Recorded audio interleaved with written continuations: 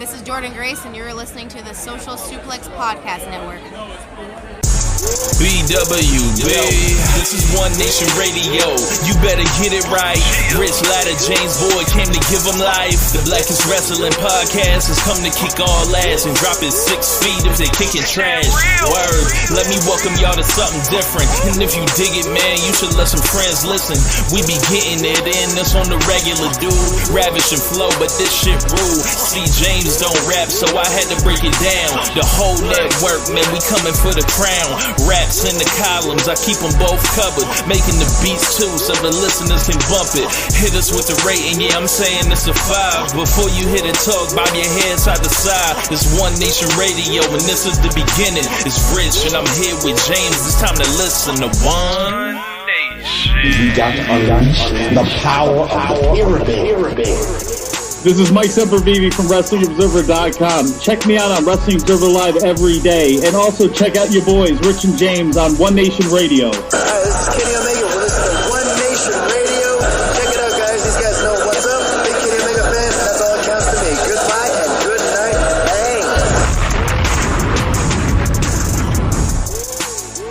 Hey, folks. Welcome to this week's edition of One Nation Radio. I'm James Boyd, and here I have Rich Latta. What's going on, man? Not much, man. Just every day that I go through life, I'm happy that I have not had to scam people. See, that's where we're starting, huh?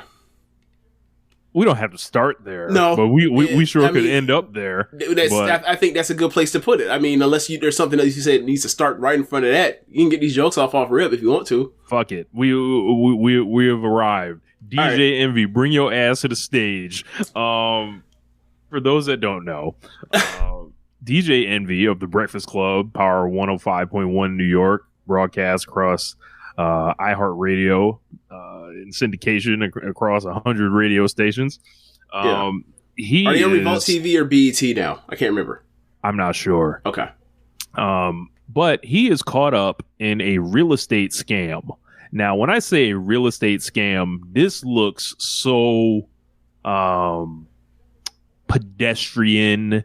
It doesn't. It looks the opposite of professional. Yes. It looks just absolutely ridiculous, like on the outside of this. Like if you're somebody that's being presented all these videos, this denial, these photos, these stories, this looks insane. Mind you, there are good people that have been scammed out of their money with this, and there are actual serious things that are going with this. There are a couple of serious things. I do not bring this stuff up to laugh at them. However, DJ Envy standing next to this dude named Caesar, this little fat dude, and he's basically, this man was a prisoner who learned this Ponzi scheme essentially in the States while he was in the Feds. Can we start back even further? Apparently, he learned this while being in prison, and the reason why he was in prison was credit card fraud. Amazing. From one scam to another. Yeah. He couldn't come out just doing the credit card stuff. He had to up his game. It's almost like, oh man, I can't sell weed anymore. I have to move up. You know, like that's it's the same kind of thinking here. But this guy gets DJ Envy, and DJ Envy he gets DJ Envy on his nationally syndicated radio show, essentially to be his legitimacy, to get these people into seminars, which they have to pay $100 a head to. And I saw some pictures where it looked like 500 people were in a room, like, and a lot of like black and brown people. And it was just like I feel like if you're going to be a scammer, be a scammer. DJ Envy's whole thing was like, you know, he's positioned himself like he's helping the community with this. Like, that's the part that I don't necessarily like about this. But there were some videos where there's one video where the man is wearing a Pooh Shiesty ski mask, Envy, while describing this thing where all you have to do is give some of your money, you know, to him. And Caesar's whole thing is like, yeah, Envy, why are you using your own money? You got to use other people's money. And DJ Envy is going on. There are dozens of videos where DJ Envy is describing what he does. And then he's going on the Breakfast Club and saying, yeah, I never made no money off of this. And then like there's other videos where he's making the money and describing the deed, like all in the same video. It's all out there. Charlamagne the God is like, do not incriminate yourself. Do not talk on radio like this. But DJ Envy doesn't want to listen. He's in every one of these things while Caesar is just bouncing around the back, like coming in and out the clip or whatever. It's like, I don't know, we should be recording this, my boy. But Envy came out here and is next to this guy who's been arrested by the feds, had $1 million bail on him, got bond for about $10,000, I want to say. And it's wait, his bail's $1 million. He got on a $10,000 bond? Yes. How? I have no idea. Because normally it's like 10%. Right. And then Envy's like, I didn't do anything. I didn't make any money. Did I expose that I'm too close to the criminal justice system to know that? but bro, some of these videos that I've seen, they're just the height of absurdity. The one with the ski mask is like just to create. He's literally in a ski mask pitching you a scam. Yeah. And like he's like, this shit ain't like, it's not highly shot. Like It's not professionally shot. They're shooting these videos on like cell phones. Yep. Half of these joints look like hostage videos. Like, like I don't know, man. He called I think he called Joe Budden. Joe Budden was like, man, that's just a Ponzi scheme. You're getting arrested. Yep. Don't call me with that bullshit. Clue was like, I ain't got nothing to do with this. Fab was like, I'll call you back. Never calls him back. Right. The funny part about it is, you know how like oral histories when they're talking about like, let's say Malice at the Palace, right? And you get all these perspectives describing the same thing. So they might be like, different levels of storytelling from different perspectives. Yes. So Budden months ago, maybe even last year, I can't remember what it was, when like he was like, hey, I'm not involved with this shit. He told his side of the story, like when Envy reached out to him, he was like, oh, it's a Ponzi scheme. You're going to jail. And then to like, because I don't watch Breakfast Club. I loathe them. I don't get their get down is just I find to be like detestable. Anyway, which also goes hand in hand with this Envy James. Shit. How has Charlamagne the God ended up like the good guy now? That's the trick. He's not either. Anyway, so yeah. So back to what I was saying. Like, I knew the Budden part to see that they kicked the door in on Caesar. And like it looks like it's looking real bad for Envy because obviously, like even if he did know, his money is going to be looking funny because he put money into this, right? Like he's a part of the criminal conspiracy. Anyway, so you're right there. Right. So, bro, they need a Stringer Bell to have him turn off them fucking cameras. Like, you trying to record a fucking criminal conspiracy? What's wrong with you? Well, that was like the advertising for, like, the seminars, the multi-level. Was it multi-level marketing? Yes. for the Ponzi scheme / pyramid scheme. Anyway, so to hear Envy, like a clip get pulled up where he's like, he talked about like he reached out to Budden. He said his Desert Storm family. He reached out to Fabulous and DJ Clue and Budden, and like Budden like literally is like, it's not no exaggeration what was said because Envy said the exact same thing that Budden said. This is a Ponzi scheme and you're going to jail.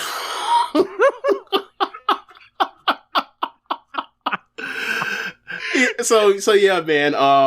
And that was months ago when the Budden thing had came out. So now, like, I guess Budden has came back around to it, and they talked about it this weekend. Like, I saw some clips and they were hilarious. They were like, "Yo, what are they doing? They really got real loud. They got too big for their britches, and this kind of thing that happens. Like, this is almost like some you mentioned all the times he's on the show on Breakfast Club talking about the way that, like, flat out explaining that this is illegal or this exposing the business, uncouth." And like he's exposing the business, James. Right, he's exposing the business. Like he's telling on himself. Like Don't this sound like the hip hop cops got involved? Like, don't this sound like people was going out here listening to these audios, all this stuff, and also with all of the stories of people coming back to try to sue them for over all the times they've been scammed and everything. Like, all the stuff's adding up, but it's like when they go in, they finna do the same thing they do to these rappers. When they stitch on themselves about all these drills they done hit and all this stuff, and it's like, you said this on the record, you said this. Well, it's just that's just entertainment. Oh, really? Okay. And Envy's kind of the perfect guy. He's a smooth talking communicator. Seems real nice, just famous enough to be legit or whatever. Yep. And come to find out, they were acting like they were inducting people into Rockefeller Records. They were handing them chains that said Trap Lord on them. What in the fuck are we doing here? Has anybody photoshopped the word trap out and put slum? Oh my God. It's like land and then trap is like crossed out and then it's Lord. And I'm like, this is unbelievable. It's like you laughing in their face. Yep. And all these great videos have emerged of like various celebrities basically knowing what type of time Envy was on and then clowning about it. Instead of being like, you foul for this. Yeah. Yep. And being like, Dame Dash, like you're the I forgot what he said, but he said something like, you're a dumb person's idea of smart. Like shit was funny. Like he's so right there. Like, if Envy gets off on this without being like directly tied into this, I don't know. Like, he's got the best lawyer. He must have hired Jerry McDivitt to get him off. Because it's like, you are right there. You are legitimizing the scam. You have to go. One would think. Right. Yeah, man, and it's been a lot. Cause like, remember like the Rick Ross car show thing back when you first moved to Atlanta. Me, you, and my cousin Alex were talking about it as we were moving you in, about like them going back and forth. And Ross was literally talking about like, hey, bro, you out here scamming people. This was an open secret, like amongst the whole entire vicinity of Envy. Everyone knew this was going on. James, if someone handed you a chain, like, to commemorate your involvement with literally anything, and it ain't a sport, it's not a sport. I can't think of another reason to give someone a chain like this. what wouldn't something be foul? Wouldn't something be off to you? Look, man, not the money. They're not giving you the money back. Just going off the history. Anytime you hand somebody a chain, it's either for rapping or trapping or like, right? Like, either you Rockefeller or you YSL. Pick one. Right? Sick. This is sick. So yeah, man, it's all bad. And like, one thing that, you mentioned, like, the seminars had a bunch of black and brown faces in there. And obviously this isn't a church or anything like this, but like, this was with him doing all these advertisements talking about like he wants to better his people and all this kind of stuff. Like, this is not the same thing, but this was very much like prosperity gospel. Yeah. Like, we have the keys to success, and if you invest your money and your time and your effort and your energy and your positivity towards this thing, we will lift you out of your condition. And people are vulnerable and desperate, and times are the times, and wealth inequality and housing is a mess right now.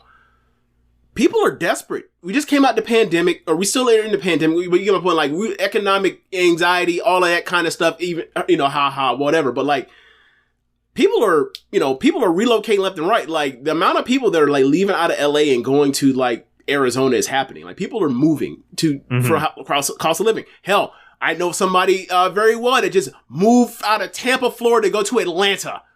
You know what I'm saying? So, this is a real thing. And like, people are desperate, and like, to prey on those people, the same fans that, will get their stupid political advice from these morons. Like, it enrages me. And that's why I've never liked them. I never liked their get down when they do these confrontational interviews, because like, they're trying to say stuff to you. They're being trolls on purpose and disrespectful to a person's face.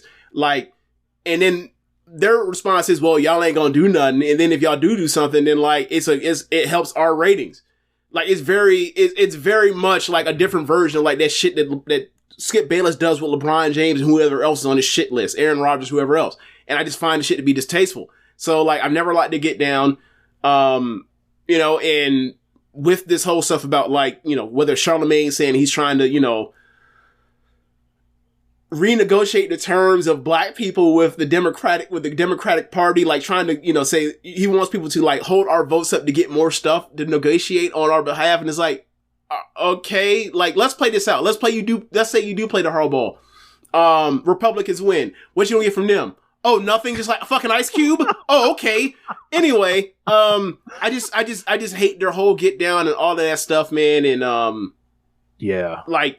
At least at one point before this all happened, before we all found out that this man was doing all this stuff, he was like, all right, well, you know, Envy's not as bad as Charlemagne. Envy's worse than Charlemagne the whole time.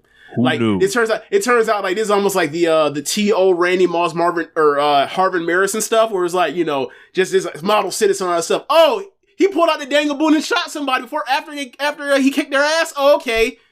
Let's talk more about T.O. being a distraction for grabbing pom-poms or spiking the ball on the Dallas Star. You know, working out in the driveway. Let's talk more about somebody fake mooning somebody as Joe Buck loses his mind because the only possible explanation that makes any sense is he got a spotter replied to him what happened and described it as he showed his bare ass. He didn't actually see Randy Moss show his bare ass. So yeah, man. Envy's like that's not like.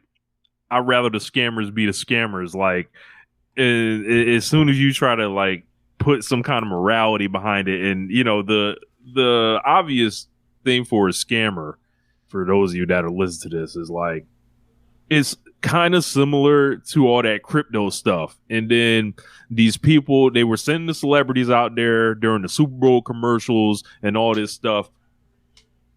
The people that run this shit, right?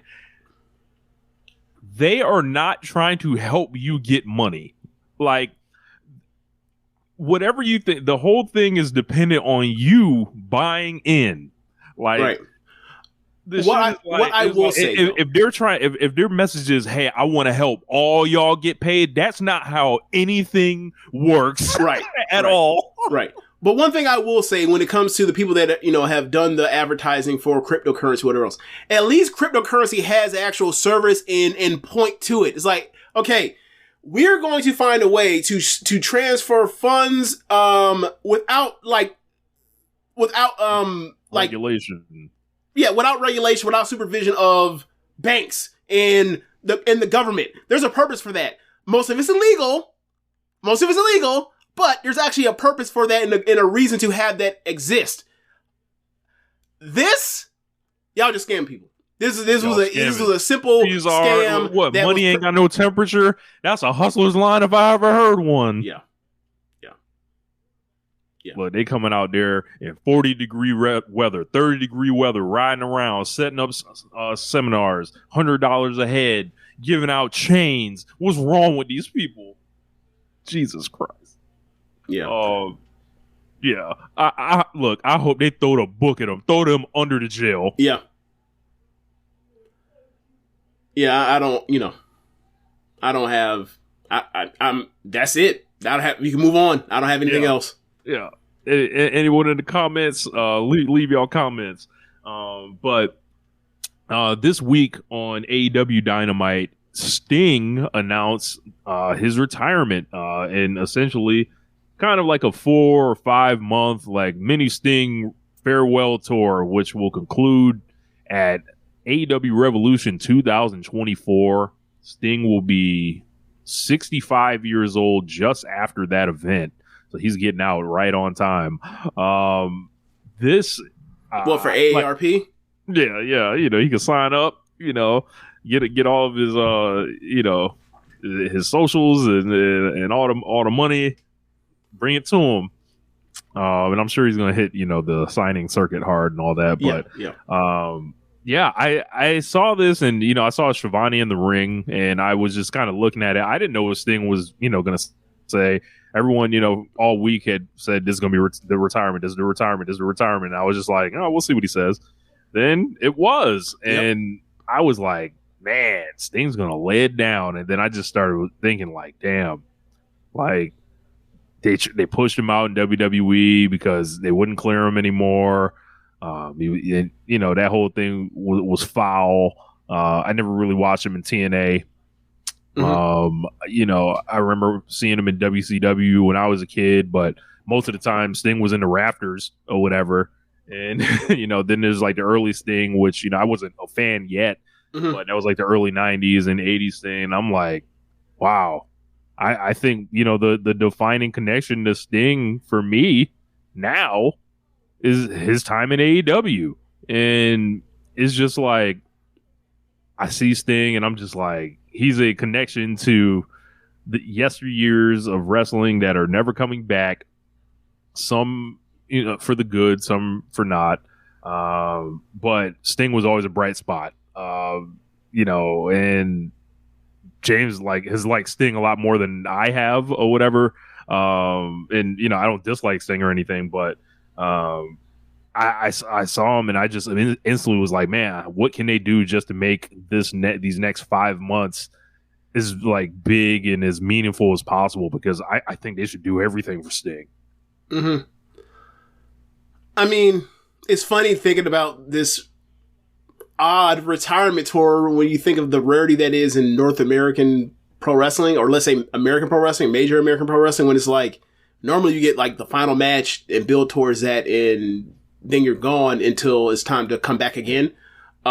This actually feels like, we're more familiar with retirement tours in Japan. I actually said that to somebody earlier today, and I'm interested to see where it goes. Is like, because Sting has done, Sting and AEW have done so well working together and function. Remember when he first came in and people thought was like, he's going to be the champion? Remember that? Yes. Remember, man, like a lot of people was like, oh, this is TNA. He's going to be the champion. He's going to beat Omega. He's going to beat Moxley. Well, no, not at all. He's going to be a luxury that comes in and adds to the fun of the shows and every show he's on for years. So big L on all of y'all that came up with that nonsense. Yeah. The best use of a legend I've ever seen. It's one of them. It's absolutely up there. So I don't know I don't have any expectations on anything outside of seeing a Derby match or whatever else. But yeah, man, like, I think, it's time, if you want to stay a little longer, whatever, but it's time. Darby's kind of in a situation where like he can keep doing these awesome or these really fun tags with Sting or whatever else forever if you want to at this rate. But like, you see the next step and to see the storylines he's in with all the, the Defy people or the people from the Northwest is cool to see like that kind of, be the thing that carries him for the next, 6 months, a year after this or whatever else. So, and I think they've done very well with that outside of Sting, like, the ascension of Swerve, the way people actually give a fuck about Nick Wayne, which people, people had all these things about, he's going to get lost in the show because he lost his first fucking match. And meanwhile, what's he doing now, right? Yeah. Another one of those, like, just immediately the reason to doubt because, like, pro wrestling has been done well other places, especially on Turner. So yeah, man, I don't really have many expectations, but, like, if I, he's my third favorite wrestler of all time. Like, I grew up in an era where, like, all my favorite wrestlers, like, I'm big on baby faces. Like, I want heroes that are actually heroes and charismatic and all that kind of stuff. Like, it's not too dissimilar from my love for, superhero cartoons and growing up as a kid or watching, comic book stuff. It's just like, I want to see in Jim Ross terms, I want to see the cowboy be inspirational, kick some ass and drop, ride off to the sunset with a girl on the back of the horse. Like, that's my thing, right? Like, good and evil. I kind of like the battle of good and evil, and like good wins more than evil. You kind of hear me complain about this stuff when I talk about pro wrestling all the time, right? The feel good moment is opposed to getting heat all the damn time. So yeah, like Sting is, we talked about it when we talked about Roman Reigns last weekend. His, his lack of, quality stuff to get him into the Observer Hall of Fame of now as of current standing. And it's like, he's one of those, like, Sting's one of those guys who's like, all right, has the look, has the charisma, has the mic skill, is actually, you know, able to wrestle at a certain level, inexperienced, whatever else, but like, we'll go from there. And they screwed him up left and right. But like, you watch the dude and you watch, like, you know, the way people were drawn to him when I was a kid. Kids loved him. He's a he's a marketing, you know, marvel. And if he had ended up in WWE, I kind of say that he would have done better, like, following Hogan than Warrior would have. I think that's kind of undisputed at this point. But yeah, just a person that, you know, in different opportunities and different stages and different, like, alternate universes, like, could have been, you know, a lot bigger than he was, given, like, the skill set that was like on display throughout much of his career. So yeah, like, a lot was left on the table to do, but like, I mean, if you watched him for any period of time, like, I'm sure, unless it's one of them, you know, they're booking him poorly, the politics of Hogan, TNA nonsense or whatever else, I'm sure most people want to have different versions of Sting that they're fond of, you know, just like you mentioned, like, you're particularly fond of this AEW one, so am I. But my gravitation was like, he's a babyface, like, fighting Vader in 92 and stuff. It's like, you know, he was my guy. So yeah, it's really cool to see, you know, characters change and have different, you know, eras of their career. And he's one of those people. And, you know, we talk about Undertaker or Jericho or, you know, all the people that have hung on and have, you know, done great stuff for a long period of time. Like, I don't necessarily think his great stuff is nearly as good as those guys, but like, there were periods of like a lot of fun over the years with Sting. Yeah, I hope they bring out Lex Luger to you know, what's his health situation? I think he's doing better.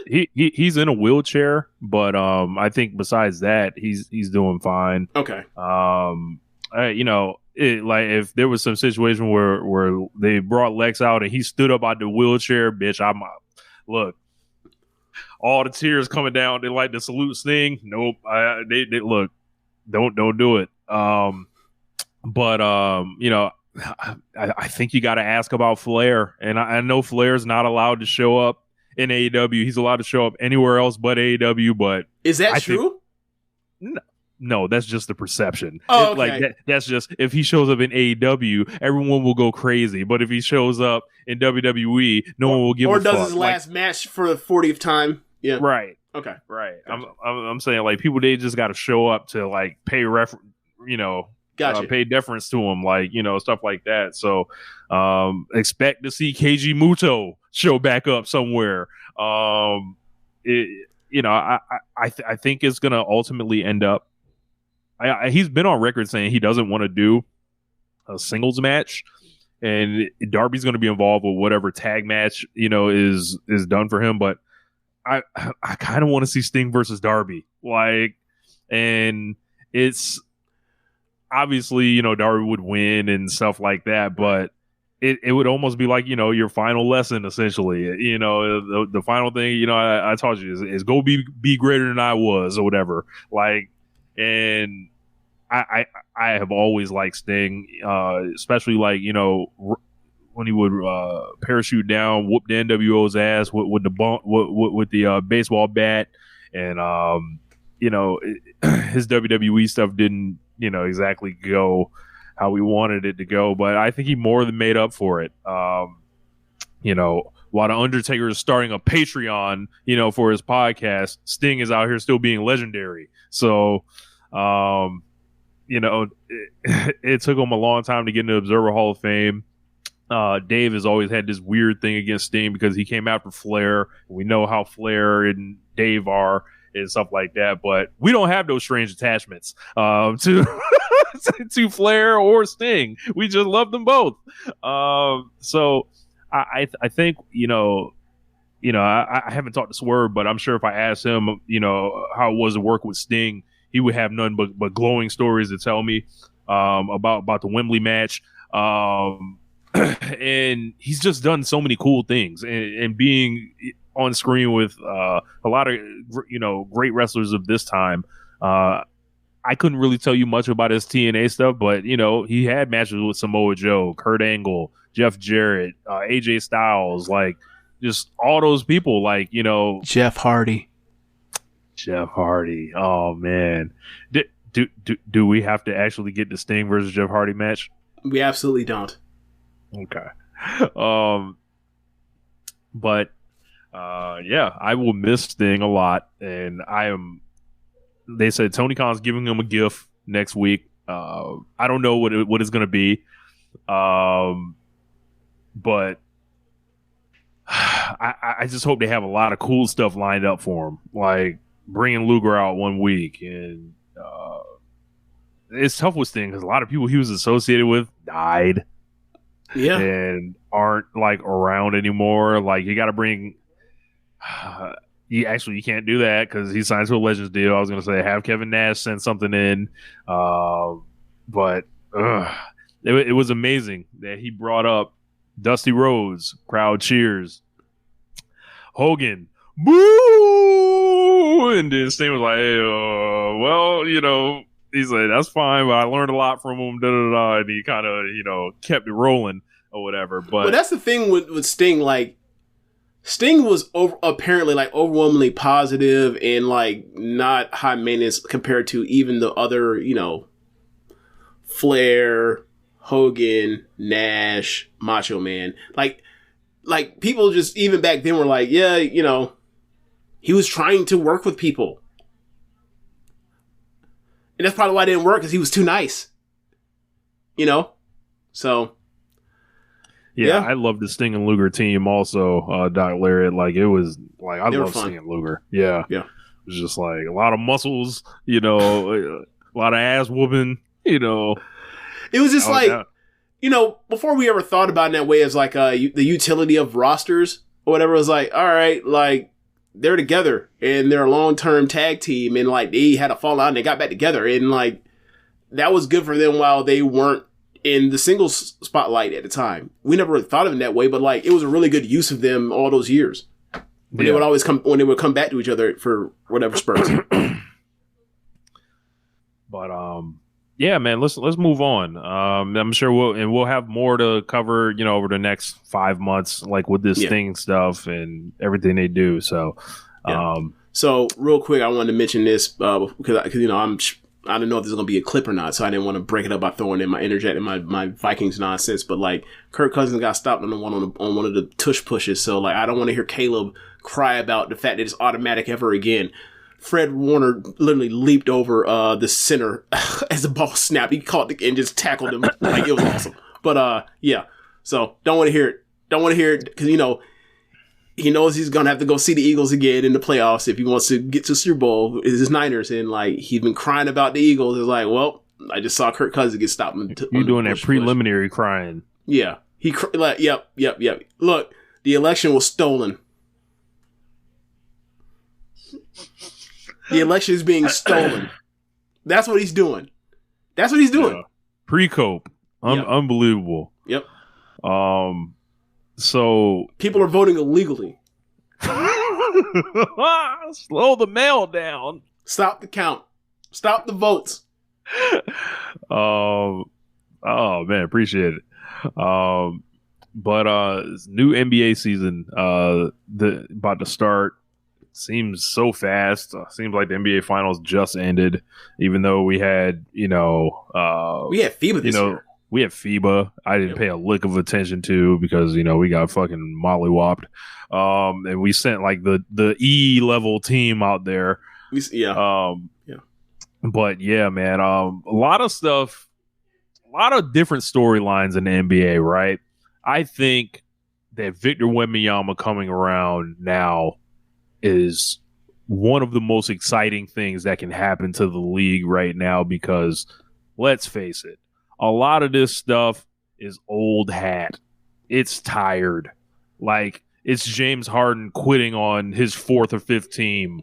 Like, before or coming into a season and no, he's threatening his third team because this is the third team he's ever been on. Got you. Okay. So well, not sorry. No. This is 14. This is 14, but like when he was a star, like he didn't oust himself out of OKC. They ousted him, dumbasses. Yeah.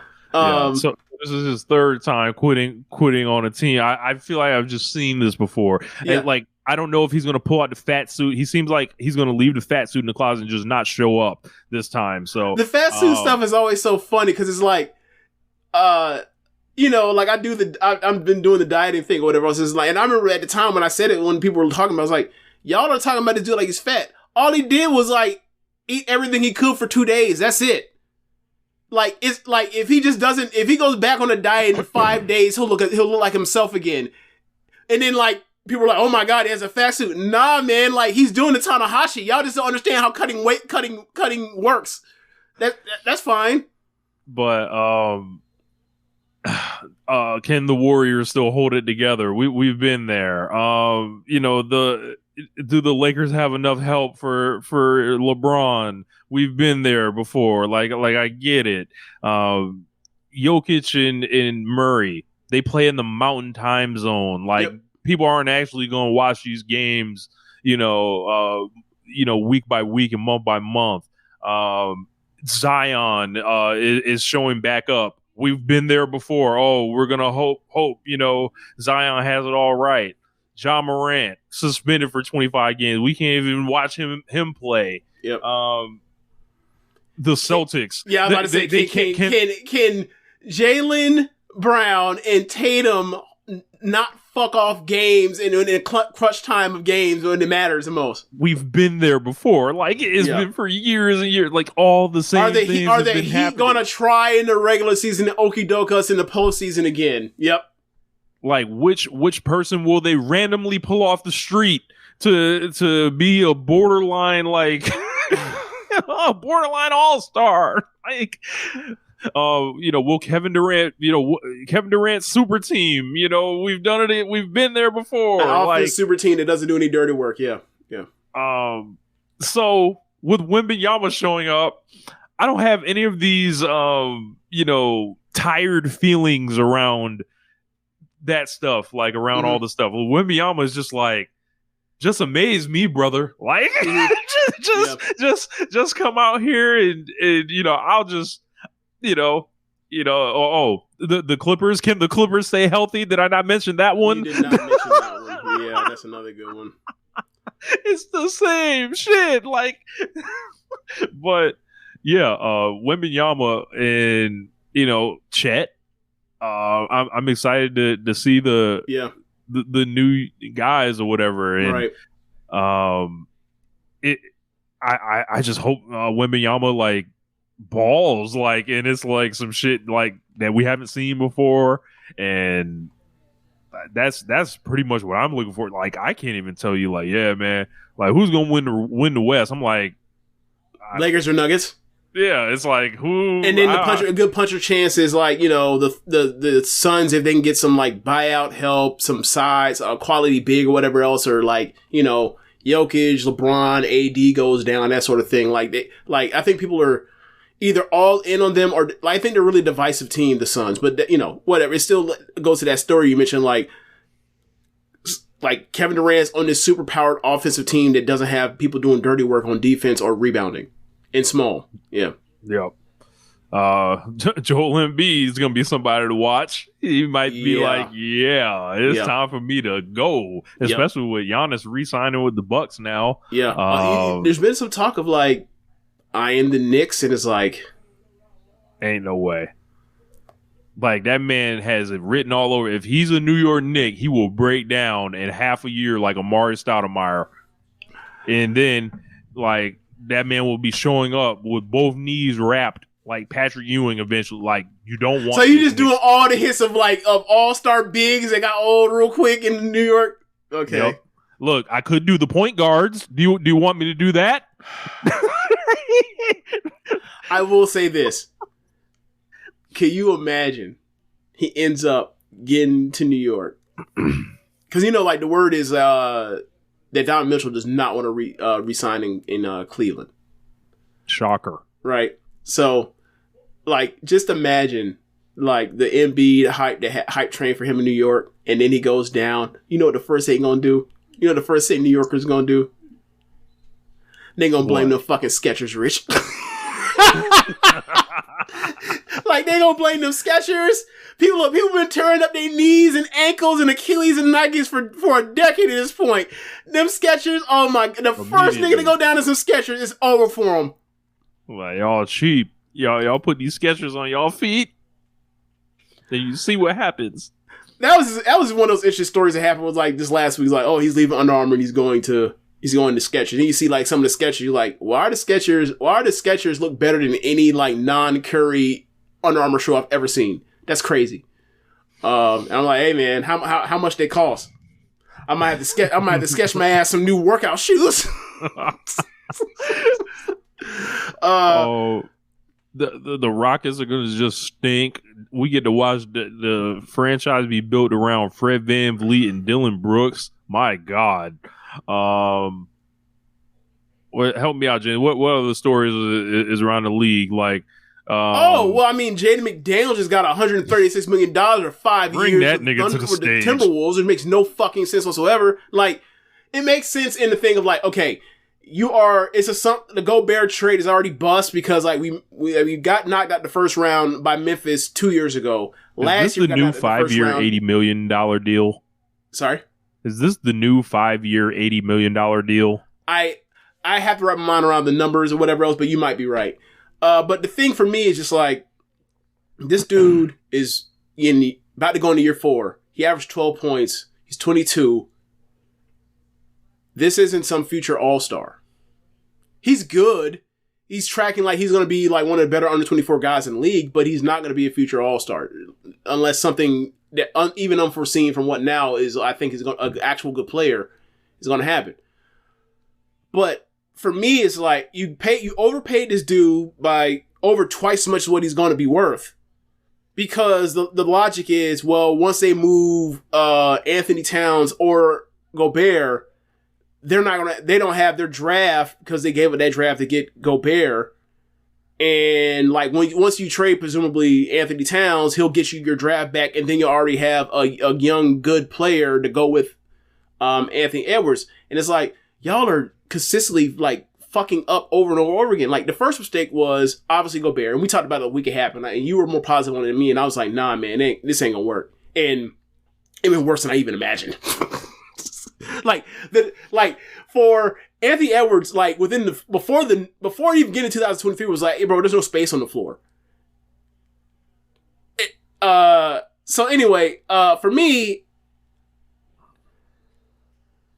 you already know the trigger's not being pulled. Anthony Towns is the actual available piece. They're not going to give up Anthony Edwards. So he gets you back your draft, cool. And like the logic is because the West is so stacked that like I guess y'all take a year out of Anthony Edwards' prime to go out here and tank or some shit or not be good, and like hopefully you can get it back with whoever gives up their draft to go get Anthony Towns because they feel they're a piece away with Anthony Towns. And if you're a piece away with Anthony Towns, I gotta tell you, you're more than one piece away. So he does do dirty work. Can he go to the Suns? No, not allowed. Okay. I mean, I don't know. Like maybe if it doesn't work, they can trade him for Bill or whatever else. I think like, they've already given up. Now we got somebody with size. Now we can do is like, bro, he don't do no dirty work either. He's another person that's gonna be out in the perimeter shooting. So, yeah, man, just they didn't want Brad Beal in Miami for a reason. Bro, I've seen people, the people that are like just like hooked on the league, like makes you a good basketball player is like your one-on-one skill or your isolation scoring skill. Like they think that team. Can we talk about that clip with Kenyon Martin?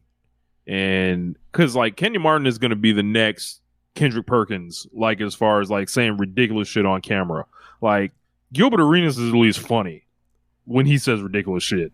Mm-hmm. But when they were talking about the best player on the Dallas Mavericks, we don't know if it's Luka Doncic. I wanted to like go through the screen and drop the Basketball Reference basketball server on top of their heads. What the fuck do you mean you're not sure that Luka Doncic is the best player on a team that he took to the Western Conference Finals 2 years ago?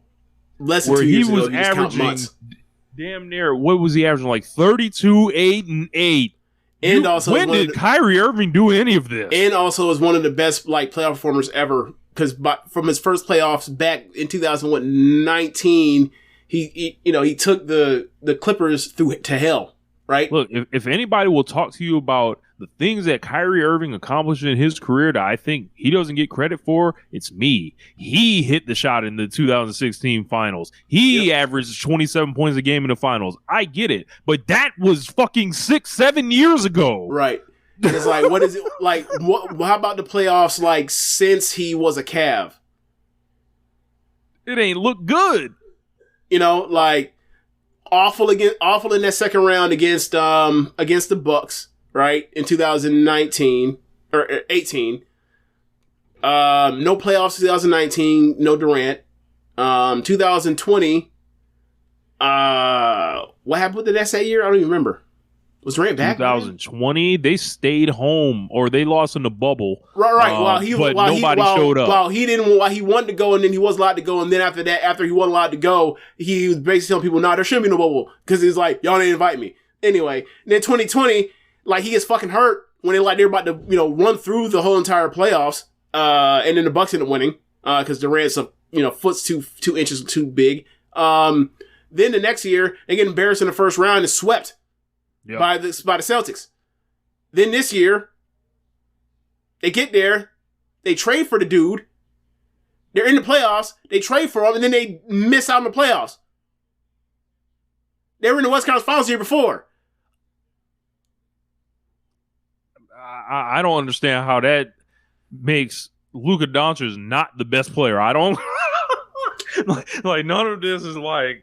Yeah, man. None of it makes sense. I don't know if it's because he's foreign. I don't know if it's because... It's obviously a part of that. It's also the part where, like, he's not in shape. And,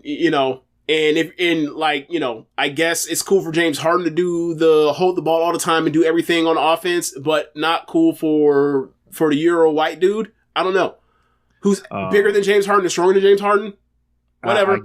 I get it. Like, you like how Kyrie dribbles the ball. I understand. You like the layup package. You like the layups. You like the fact he can shoot the three. I understand. Right. However, to be fair, there is absolutely criticism for Luka Doncic where it's like, why are you shooting so many 3-pointers when you're not that good of a 3-point shooter? Your whole entire career has been the case. Outside of that, offensively, I don't really have much to really say. Maybe you should pass the ball some more or whatever. Sure, whatever else. But like, the team is the teams he's been on, and it requires I'm looking at that kind of workload. Roster. And he's answered the call. It just hasn't gotten it done because he's been on some undermanned teams. But it's been impressive to see him still go through and do this because, like, there have been people on some undermanned teams that get into the playoffs, and later in the playoffs, the further they go into a series, they get worse and worse and worse. He don't do that. James Harden do. He don't do that. He continues the ball regardless. Yeah, like that man often goes out on the floor with 3 of his teammates not being offensive players. Like, so, and he finds a way to still do it. I don't trust in Kyrie Irving in the same way on the court or off the court. No, like, this is not the best player. Maybe it's something where, like, if you're a champion forever, and that means something. When it's like, bro, that doesn't mean what you think it means. Like, that maybe are you certified and credentialed for, like, whether or not you're validated for your career? Sure, absolutely for him. I'm talking about 2020. I'm talking about 2022, 2023. I'm not talking about 2016. And like, what they did was one of the greatest things that ever happened in greatest accomplishments in the history of the league. But like, that was years ago. Like, we don't like this. This is almost like something where, like, I remember, when Amari was starting to like flash, like probably year 2 or 3, and like I was like, bro, he's gonna be better. Like, people were talking about like a trade for like Amari Stoudemire or Rasheed Wallace. I was like, Amari Stoudemire. People were at this barbershop yelling at me like I was being sacrilegious. And I was like, nah, man. Like, he's going to be a lot better than him. No disrespect, I love Sheed, but like, Sheed's older.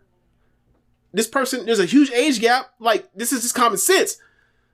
I think people just see people as what they are as opposed to like the age thing. And it also is like, Luka is like 24 and Kyrie's like 30, 31. Like there's also an age difference. Like I don't get this. And especially when it's like Kyrie gets hurt often, it's like, you think he's going to be healthier as he gets older? That's not how this works. That's not how talking about a less successful basketball player than Trae Young. Since, 2019. What are we saying? That is actually true, and that hurts because, like, I do not think much of Trae Young's game at all. Like, I still would rather have Kyrie. But you're right. So even I'm doing it. Like, maybe I'm even giving Kyrie more credit he deserves. I'm like, Kyrie or Trae? Nah, give me Kyrie right now. give me the anti-Semite. He's talking about hooping, right? He ain't got to do no interviews, right? Turn the fucking mic on. Look. So, for those that don't know, because they're listening on the air, they're listening from the podcast, Rich muted his mic and then proceeded to talk for the stream.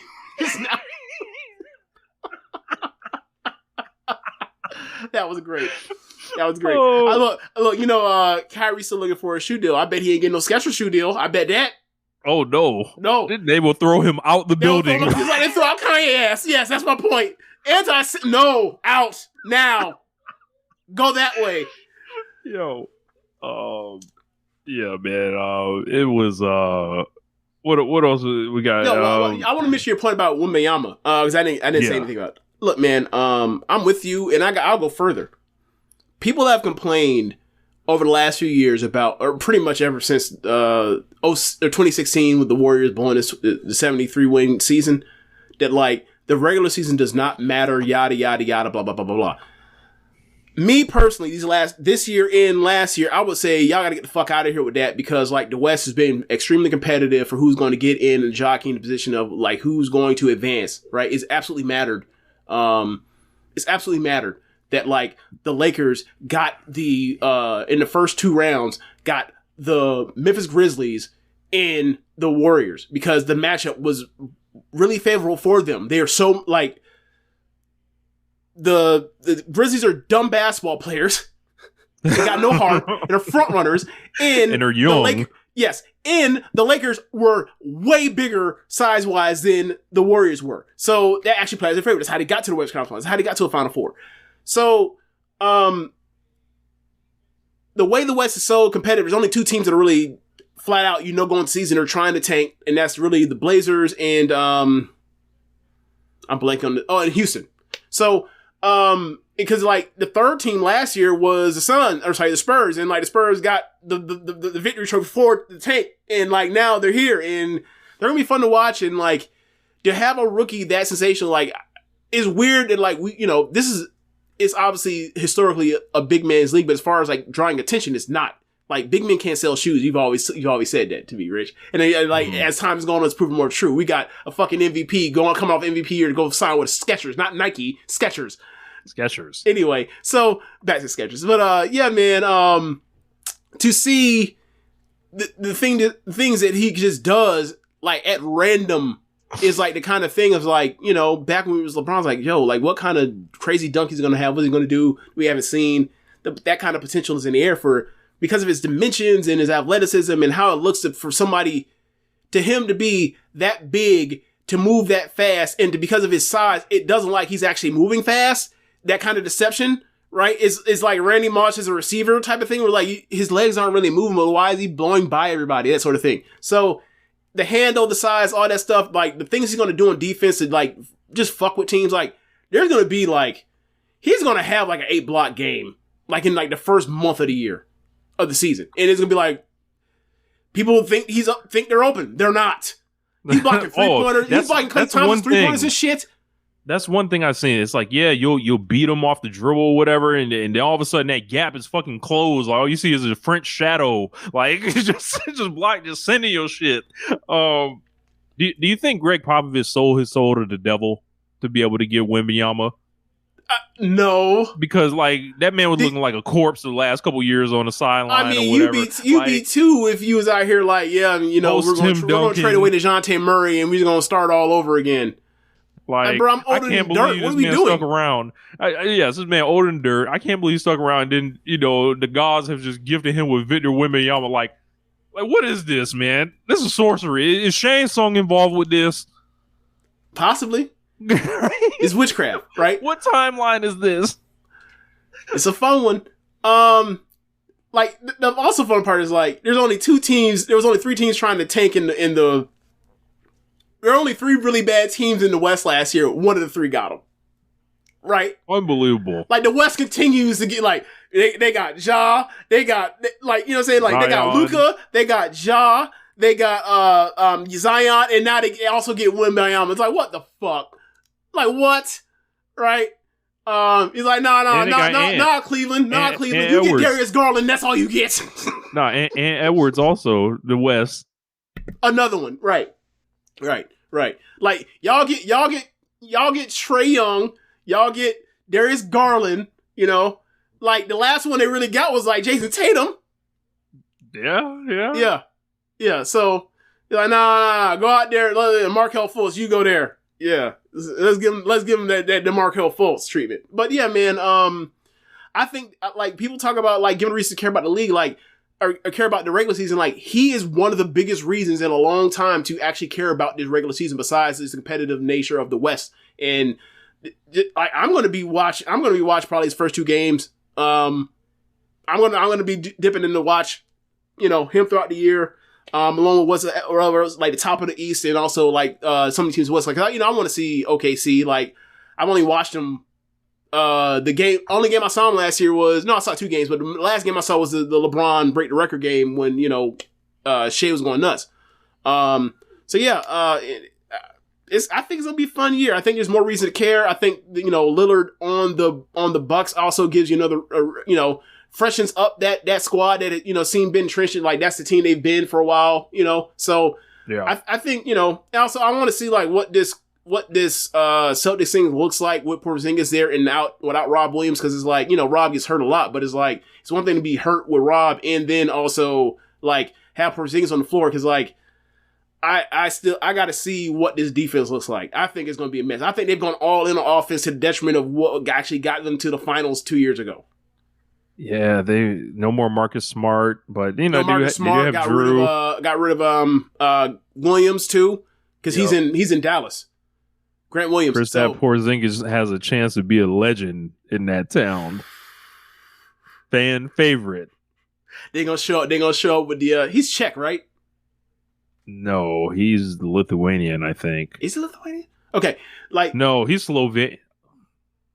Let me not name every country. Yeah, from that you know, that Eastern Bloc. Yeah.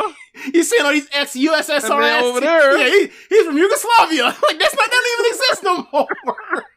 Latvia. Okay. All right. Yeah. So, yeah, maybe they show up and, you know, the KCP this Porzingis thing works or whatever else, and KP does the thing, they get in the ring and they'll show up with them Latvian jerseys. That is sick. Hey. So, but yeah, man, I think that's pretty much Rich Latta versus Eastern Europe. Rich versus Velcash.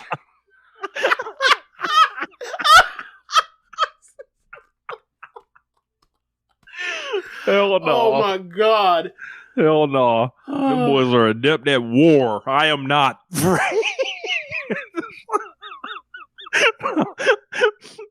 We're not going to turn this into geopolitical politics here. You know, yeah. Brewhaven, don't worry, Rich. Just keep naming places. You'll hit one eventually. Yeah. Oh, you know. Man, look. It's like when people talk about like the like Rhode Island and New Hampshire. Like, look, and them shit's small. It's all the same shit, right? It's all the same shit.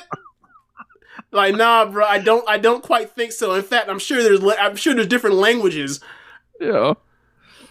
They all got beef. That's all I know. But I mean, they all got beef, but they all have a commonality. They don't want to go back. Yeah. They all unique, but they don't want to go back. That's the commonality in the bond that keeps it together. Amazing. We are not going back to the hammer and the sickle. We're not doing that again. All right, let's go re-fuck around and offend somebody. We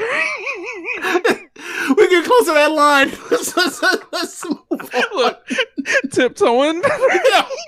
You know, walking to Razor's Edge and shit.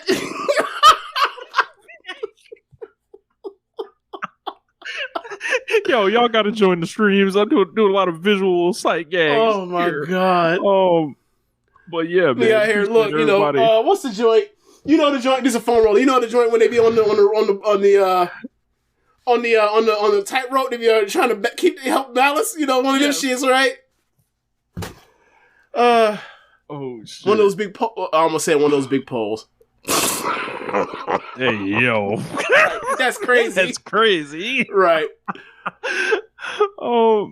So last week on Twitter, I had a couple requests from people to talk about this. I didn't originally, necessarily want to do this. I try not to bring the Twitter beefs into the show, and I wouldn't even call this a beef. It's just a re-education of a few things. So there was a tweet from a gentleman named John LaRocca of Fight Game Media, and they've recently had like a subsection of their shows like be posted like into like Wrestling Observer, F4W, that whole family of shows. And pardon my I don't think, like, when I historically listened to Wrestling Observer and things like that, I never really felt like Fight Game Media quite matched the tone with some of the stuff. They do not. They match the tone even less than Denise Salcedo, who by all counts, nice lady. No, like when she does the stuff with Sean Ross Sapp or whatever, review shows, like I value her analysis for what she's watching. It's like she's not all the way everything's positive. She'd be like, nah, that sucked. Like even more so than Sean Ross Sapp does. So like I'm just saying like as far as the tenor or whatever else, like she is not exactly, Big Audio Nightmare, right? It's not the same thing. Right. So, like, it's kind of a departure. I don't know, sometimes, like, people do, like, stuff with networks where they try to put different types of shows together to try to get different audiences all in the same place and all that. But he sent a tweet out last week that I saw immediately, and he was talking to a buddy of mine, JD Oliva, host of Mike and JD show over on Voice of Wrestling Network, and he was having an argument about Mystico. And of course, they had Mystico and Rocky Romero booked for Friday on Rampage. They sold a bunch of tickets around the Houston area, and it was kind of like, this cool, like, local, like, kind of promotion that they did, and it, worked out for AEW, worked out for CMLL. They're talking about possibly doing more things together, which is, cool and all that. But LaRocca's whole thing was, he was like, ultimately another masked luchador in AEW is not going to mean that much. He will be just another masked guy who does the same things as the other masked guys the fans have already seen. And that stemmed from, they were having a conversation over the tickets and the BOGO stuff and all that. And he ultimately didn't want to go down that ticketing road. And then it went to, hey, he's just another masked luchador. That's not gonna mean much. That's doing the same thing as all the other guys. I saw that, and it wasn't my intention to to blow it up or anything crazy. As crazy as it went, like, you don't send a tweet and think you're gonna end up with 880 likes, and for my level of page, that's a lot. Some people it might not be, some people it is, but I ended up writing. I was like, they never refer to white wrestlers like this. These guys get talked about like they're not even human, just another mask guy. I think this is blatant ignorance. I believe James also weighed in because, I was getting a lot of blowback, and I'm continuing to get people still sending tweets at me, regarding this. Yeah. And I can't remember what I said. The gist of what I said was that, like, AEW, like, at the foundation of AEW is the influence of, like, Lucha Libre, obviously, with, like, people like Orange Cassidy and the Young Bucks. And I was like, like, in the PWG flavors also, and I was like, and also like strong, and also like pure wrestle, like the Japanese pro wrestling, and it's like, so when people complain about this stuff, like, it's basically a dead giveaway that, like, you don't know what the fuck you've been watching the last four years of this company's existence. And, like, quite frankly, you need to get the fuck out the fandom. And I just left it at that because I looked at one of the comments that someone said to you or whatever else, because I'm not really paying attention to this. Like, and I see someone say something, I was like, you just pointed out that this is dog whistling. And then the person wants to double down, like, it's not racism. It's if FTR were some shit about if FTR had masks on, they wouldn't work. It was like, they're one of the best tag teams of a generation. They were going to work out whether they had masks or not, because they have some of the greatest tag matches of the last decade of pro wrestling. You fucking moron! Like, whatever, man. But like, it's like just, they talk about like this is the same way black wrestlers are talked about. This is I don't know if anybody remembers, because they were quick to give him props when he said this. And, shout out to Cody Rhodes for saying this. I remember when AEW started, Mark Henry was there at media. He was like, for the longest time, there was this mentality of only one or whatever. And it's not going to be that way. That's what he said then. Mm-hmm. And, I look at the AEW roster and it's like, okay, let's say, we follow Mr. LaRocca's advice. If we're just going to keep one masked guy around. We'll keep one black guy around. Let's get rid of Swerve. We just gonna keep Ricky Starks. Let's get rid of Keith Lee. Because we have Hobbs. Let's get rid of Private Party. We already got Top Flight. No, I got one even better, right? They didn't even like contribute to like if they want to play I wasn't talking about them being Mexican or whatever. I was just saying that, like, one masked guy and one masked guy only, keep a quote on that. All right. Only one wrestler with kick pads. No. So you got to either got to pick Danielson or Malachi Black, or you got to pick Kenny Omega, or you got to pick, whoever else, Lee Moriarty, like, only one, right? Only one. That's it. No, Wardlow or Big Bill, pick between them. Lance Archer, two of y'all got to go. Yeah. Like these are not the conversations that we're having ever, like, about white wrestlers. And nope, not at all, ever. I saw that. And I wonder why that is. This is dehumanizing. This is a blatant dog whistle. This is easy way you can tell the way people watch pro wrestling. These are the decisions that are made by people in pro wrestling, because I believe John LaRocca was a booker at one point. I was actually talking with David Bixenspan and said he was, kind of surprised because he's made money with, a lot of Mexican wrestlers in California and stuff. And for me, that's not really a shock at all. But, seeing somebody benefit from labor they actively resent. Yeah. Like, that's been happening since the beginning of this country. Hey, Rich, I'm watching an NFL game right now. So when I see, LaRocca, see the platform he has, and stuff like that with F4W and stuff like that, and I got friends over there, and just seeing it, and I'm like, I feel like there should be some attention on this, and. He didn't engage with me any further. I guess he saw that ratio just kicking his ass, or he didn't give a fuck. Whatever. That's fine. That's his prerogative. But this kind of thinking is why we start our own platforms.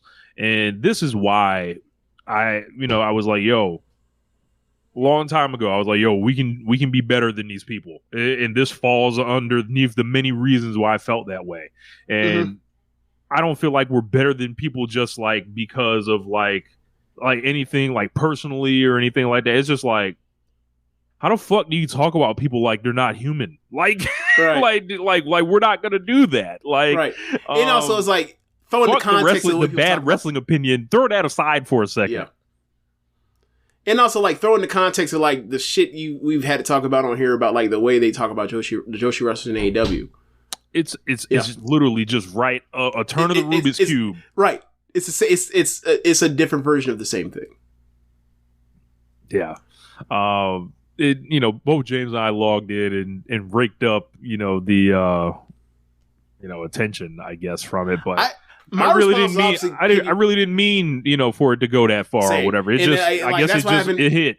That's why I haven't responded to anything that happened, like people replies in that thing or quote tease. I was like, my point is my point. Like AEW wasn't. If you want to watch, quote wrestling or whatever else, go find it. There's plenty of it wherever else. AEW was never AEW's intention. So I don't know where the fuck you come up with this when the main event of all in the first one was 2 white guys, a Japanese guy, and 3 Mexicans. What? I guess we should have told either Bandito and Rey Fenix they both couldn't come out to the ring since we already had Rey Mysterio there. Like, apparently so. Unbelievable, man. Yeah, but so hopefully, those of you guys that wanted us to address it, that's why we put the numbers on it. So, AEW Dynamite last week, James. I am pulling up my notes right now. Okay. Well, the opener was a good ass match. Can't remember. Like, bro, I don't know what it is, but like, I watched Dynamite now, and it feels like the Dynamite that I watched was like 2 weeks ago, 3 weeks ago, as far as my memory. Like, things are just falling down the memory hole right now. Oh, you know what else we got? I'm glad Zach and Mikey bring that up. Before we get to AEW Dynamite, this is going to be... Okay. Yep. Let's do it. The PWI Women's 250. Boy. So this PWI list, I'm sure JD from the Retro Red League podcast will have his thoughts out on this if he hasn't already. I need to check his shows. Mm-hmm. But I saw this list drop, and James had been talking about this like in different group chats, coming up to it. I was getting a bad feeling a lot of the year. Like, I don't think that this is going to go that way. Mm-hmm. And it turned out it did not go that way. Uh-huh. When you saw this list, James, what did you make? Should we go through the numbers or the reaction first? I guess you can go through the reaction first. Okay. When you saw this thing, what were you thinking? What do you call it? Disappointed but not surprised. Like, let's keep it a bean. Like, women's wrestling in America this particular year has been the worst it's been in what year you want to go back to? Since the Horsewoman showed up. 2014. So let's say 2016. Okay. Right?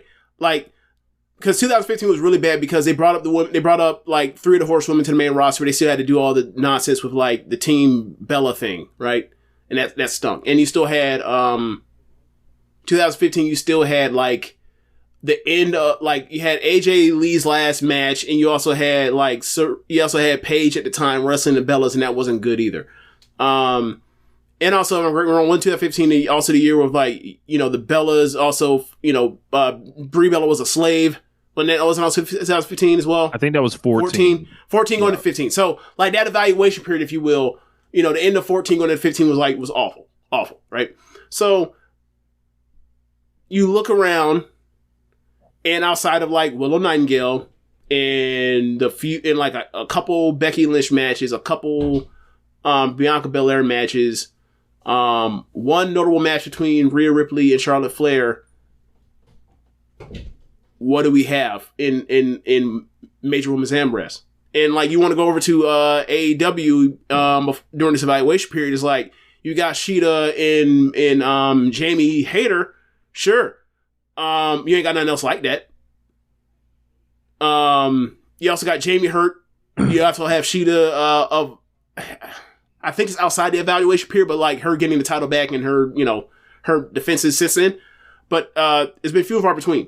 And like, if you like the characters, whatever else, that's one thing. But the criteria for PWI is like quality of opponents, quality of wins, level of activity, diversity of the people you wrestled, right? Win-loss record, of course. And I'm just looking at this stuff, it's like, okay, so women last year, 3 of the top 7, I think, were from Stardom. Mm-hmm. Stardom has had a down year compared to any other. Well, in the ring, they're still better than they were in 2019. Storyline wise, they're not as strong. Storyline wise, is like the weakest year we've ever covered Stardom. However, the comparison point is knockouts, AEW Women's Division, WWE Women's Division, Ring of Honor Women's Division. It's still light years ahead. Is there anything in your mind, Rich, that was better than, like, let's say, Generational Struggle or the Ice Lord or Saya Kamatani in the cage match with Utami Hayashishita? Anything? Absolutely not. Okay, then. So, just to point that out. So, on a year where Stardom in the evaluation period has their biggest show ever, and also is at worst the second best show of the year in the world. I just thought it was funny. So, like, all right, so. And I'm not even gonna get into the obvious, like, difference in the quality of wrestling, but it's there. It is obvious. You can go to cage match. You can go, well, Grapple does this anymore. You can go anywhere that races stuff that actually watches both. And you just point it out, like, you look through the evaluation period for Rhea and it's like, okay, so she's had, like, cage match 7s, right? This ain't my voting. This is cage match voted, right? And you can see, like, okay, Rhea has, like, 7. She's number 1. She has, like, 7 7s, or actually less than that during the evaluation period, or what you think the evaluation period is, based off of what happened with the men's evaluation period, right? So you see that, and I'm like, okay, Tam or Julia should be 1 and 2 in whatever order you want to put. I don't care. At last I looked, the day it happened, like, Julia has, not from the entire evaluation period, but just from 2013 till, like, I don't know, 2/3 of the evaluation period, she has 37s compared to Rhea's, like, 6 or 7 or whatever else. And Tim has, like, 35. And I'm talking about just 2/3 of the year, not the whole year, not, like, the back half, not including, like, the Grand Prix last year when I could add on another, 7 for each or whatever else. And I was just like, this is hilarious. Like, this is like if Okada had won, I think he's won PWI before, right? Yeah. And then, like, WWE was worse the next year. And the gap got even deeper. And they basically said, nah, fuck that, give it to Roman. It was just funny to me. It's like, this makes no sense. And it's like, they love to talk about how, they're championship queens, if you will. Like, they just love... They love throwing anybody on there with a belt that you're supposed to have, what you're supposed to give a fuck about, apparently, and that makes you whatever. Like, they got Camille. Is it Camille? That's her name? Yeah. Camille is 8. It was like, who the fuck is watching? Who the fuck is watching in TNA? Not TNA, but NWA. Billy Corgan's wrestling. And, like, when was the last women's match that actually mattered in NWA? Like, and tell me it didn't involve Thunder Rosa. I was gonna say not since Thunder Rosa was there, right? But yeah. But, like, for all intents and purposes, comparatively speaking, Rhea Ripley is a manager compared to these people. Like, so the thing was interesting to me was, like, I thought about that, and I thought to myself, wow, it's really interesting. She got number 1 not because, like, she wrestled the best competition, had the best match, had the best feuds with other women. She in a panel full of women that got even more women involved and less men out of it. They put her number 1 because she was out here interacting with men. Amazing. How fucking backwards is this? The patriarchy. Because she's the heater. The patriarchy. Even the women's self-hatred. That's why I'm getting like, bro, what is this? I don't understand this at all. Whatever. Hey, yo. But it's like, it'd be one thing if, like, Charlotte. We gotta get some dudes in there, man. It'd be one thing if, like, Charlotte and Rhea was, like, the main event of that night of WrestleMania. It wasn't even that last year. Like when they tried to steal it. Like when Bianca, like when Bianca and Sasha were the main event of night 1 of WrestleMania, and, like, Bianca got it over Utami, even though the gap was just as large. It's like, this is ridiculous. What are we doing? Like, there's nothing that Bianca's ever going to do, and it's not her fault that's going to be as good as her versus Utami versus Shiri. Never. it's still like, okay, it's the main event of the biggest show in North America or in the world, whatever you want to call it. Fine, I get that. This ain't main event. This is going second or third from the top. I think it was second from the top. Okay, yeah. Yeah, and like, so was it the best women's match of the year? In America, probably, no, it in is. The world, Rich. Oh, not in the world, no. Like, so it's like, so you mean to tell me during this evaluation period, I saw Tam and Julia have two matches that are clearly superior to this match with each other. One in the Grand Prix final, the other in the biggest show the biggest show like in women's wrestling in 5 years in attendance. Really? Sure, and that doesn't no. Like the feminism goes out the window when it's America first. Apparently, that was wild to me. America first. It was wild. Amazing. It was wild. And it goes Mayu back to when Iwatani, people talk. Go ahead. Sorry. Mayu Iwatani all the way down at 30. Shuri at 37. I think the biggest, like, obviously the number one thing is pretty terrible. Like, I would have probably went with Julia. Got the 5-star Grand Prix, won the big match at the end of the year. Still was in the match. Rich at the biggest show of the year. They are belt marks. Julia has during this evaluation period won the biggest belt in women's wrestling. Isn't she a trios champion too? She's a trios champion, and also she's a strong women's champion. She's had 3 belts during this campaign. Tam was the tag belt champion in Meltier and was the double champion. She was a reigning world champion at the same fucking time. You would think that would be enough to do it. Also, that was good enough to get Saya Kamatani like 3rd last year, being the white belt champion. We talking about a red and white belt champion at the same damn time. James, Saya Kamatani had this same white belt for most of this marking period. Rich, ended up all the way at number 20, James. Rich, she was a white belt champion. Forgotten. She was a white belt champion from the beginning of the evaluation period until March 21st or 23rd of this year. How the fuck is she rated in that spot? That makes no sense. Behind Kyrie. Rich. Explain this. Hold on. Let's do this. September, October, November, December, January, February, March, April. She was a champion for 8 months. She was the IC champion for 8 months. But no, Camille was better. Get the fuck out of here. Stop this. Stop the cap. We're talking about the person that was at worst the second best, for my money, the second best women's wrestler in the world last year. With all the defenses, with that Grand Prix run she had of great matches. Bro, her match with Hazuki earlier this year. The Hazuki match, the Mina match. The Hazuki match, look, another match that was better than Charlotte in Rhea. Not even fucking close. Oh, man. This list somehow was worse than the men's list. They got Jade at number 14. I don't know. Roxanne Perez at number 15. I don't know, man. Write some letters, y'all. Y'all don't like what y'all see. Write some letters. File official complaints. The list is so dumb that you can't reason with it and expect people to change. Like the gap is too far from reason on this. This was okay. Do I have? I don't have it with me. It's up on the shelf. We have I was about to pull above out Rich. Shuri. I was about to pull out Rich. I was about to pull out. Look, for 1 year we were in power. You stupid. They put the Japanese wrestlers on the cover 1 year, and they basically said we are changing the voting block, and we are making sure they are never number one ever. There you go. Yeah. Like we did the right thing one time, and we are never letting it happen again. This was a white backlash. Yes. A white woman back. Oh no, Fred Warner got hurt. This was a white woman backlash. Unbelievable.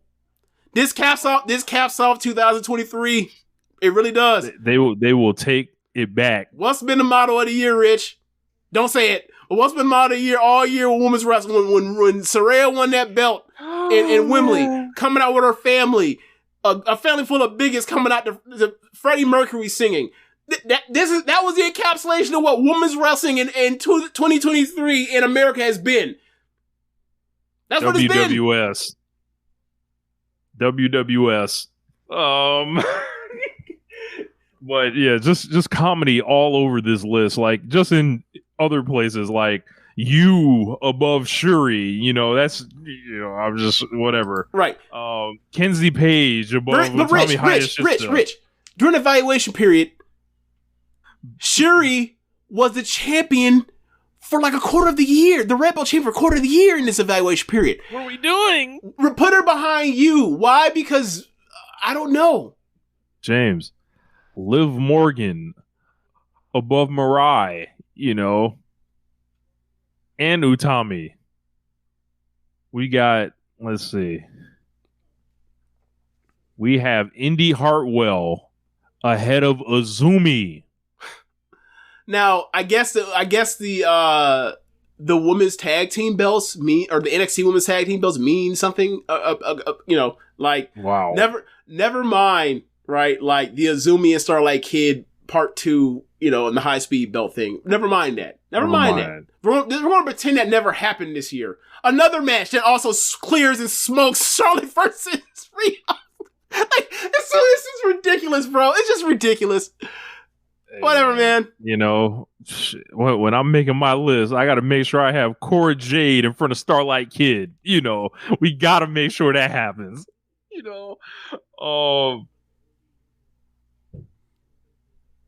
I'll wait for someone in the comments to be like, "Well, look at her skin tone. Is she white?"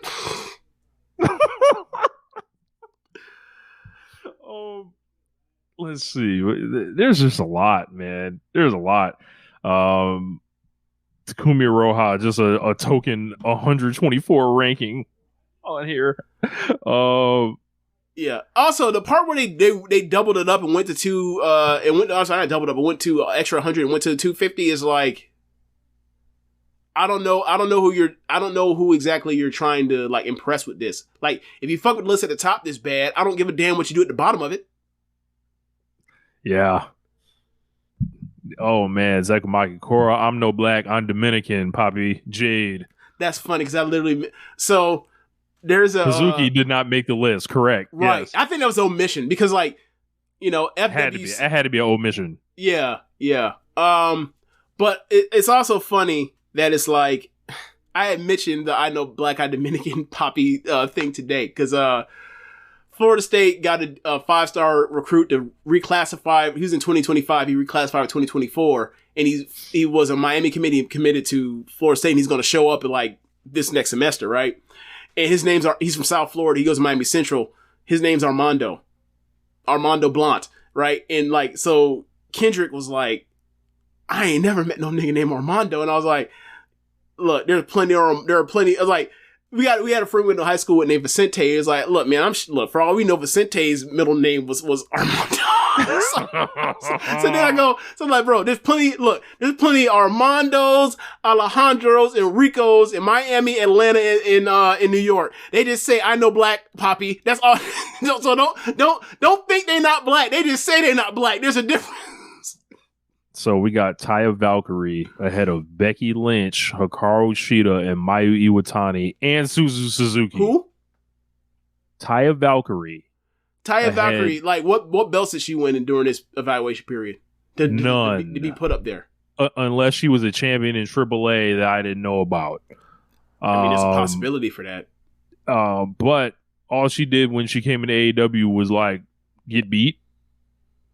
By anybody that didn't matter, yeah.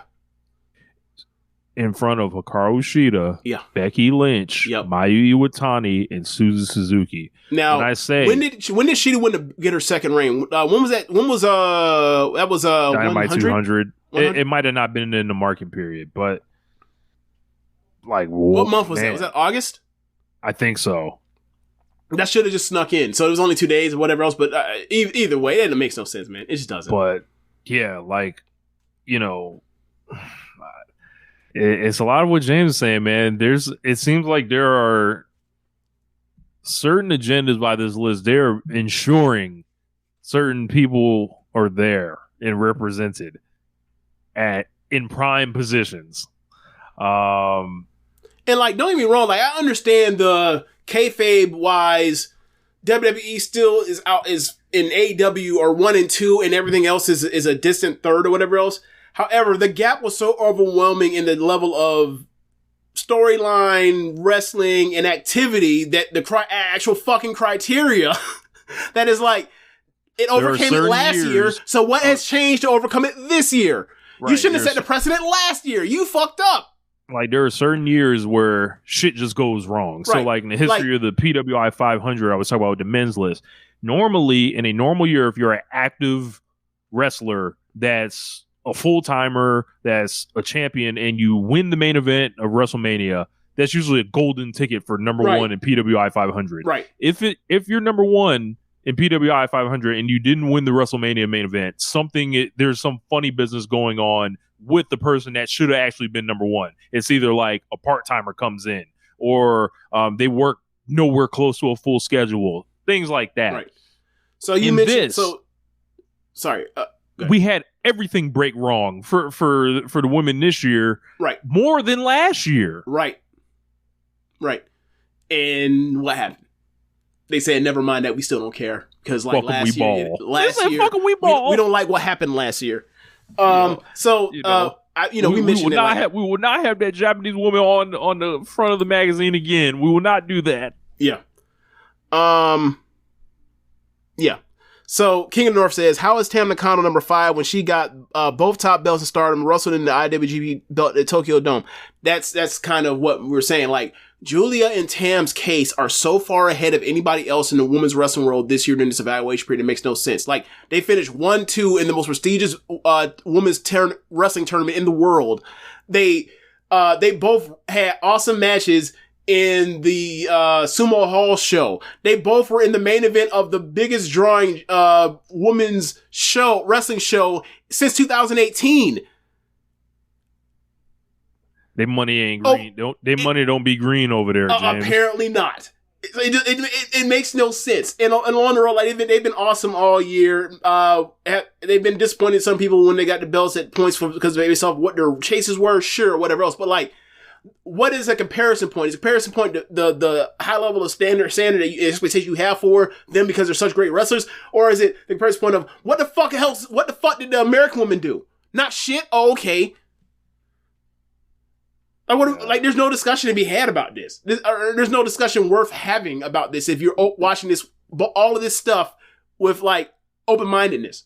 It's just not. Zekamaki brings up, he said when they did the unveiling video, they said Mickey James was on there and she just says mommy or whatever. And it was so obvious they gave it to her based off the mommy memes and all that stuff. And, probably like, but it's like, no, not is Rhea. We both like Rhea.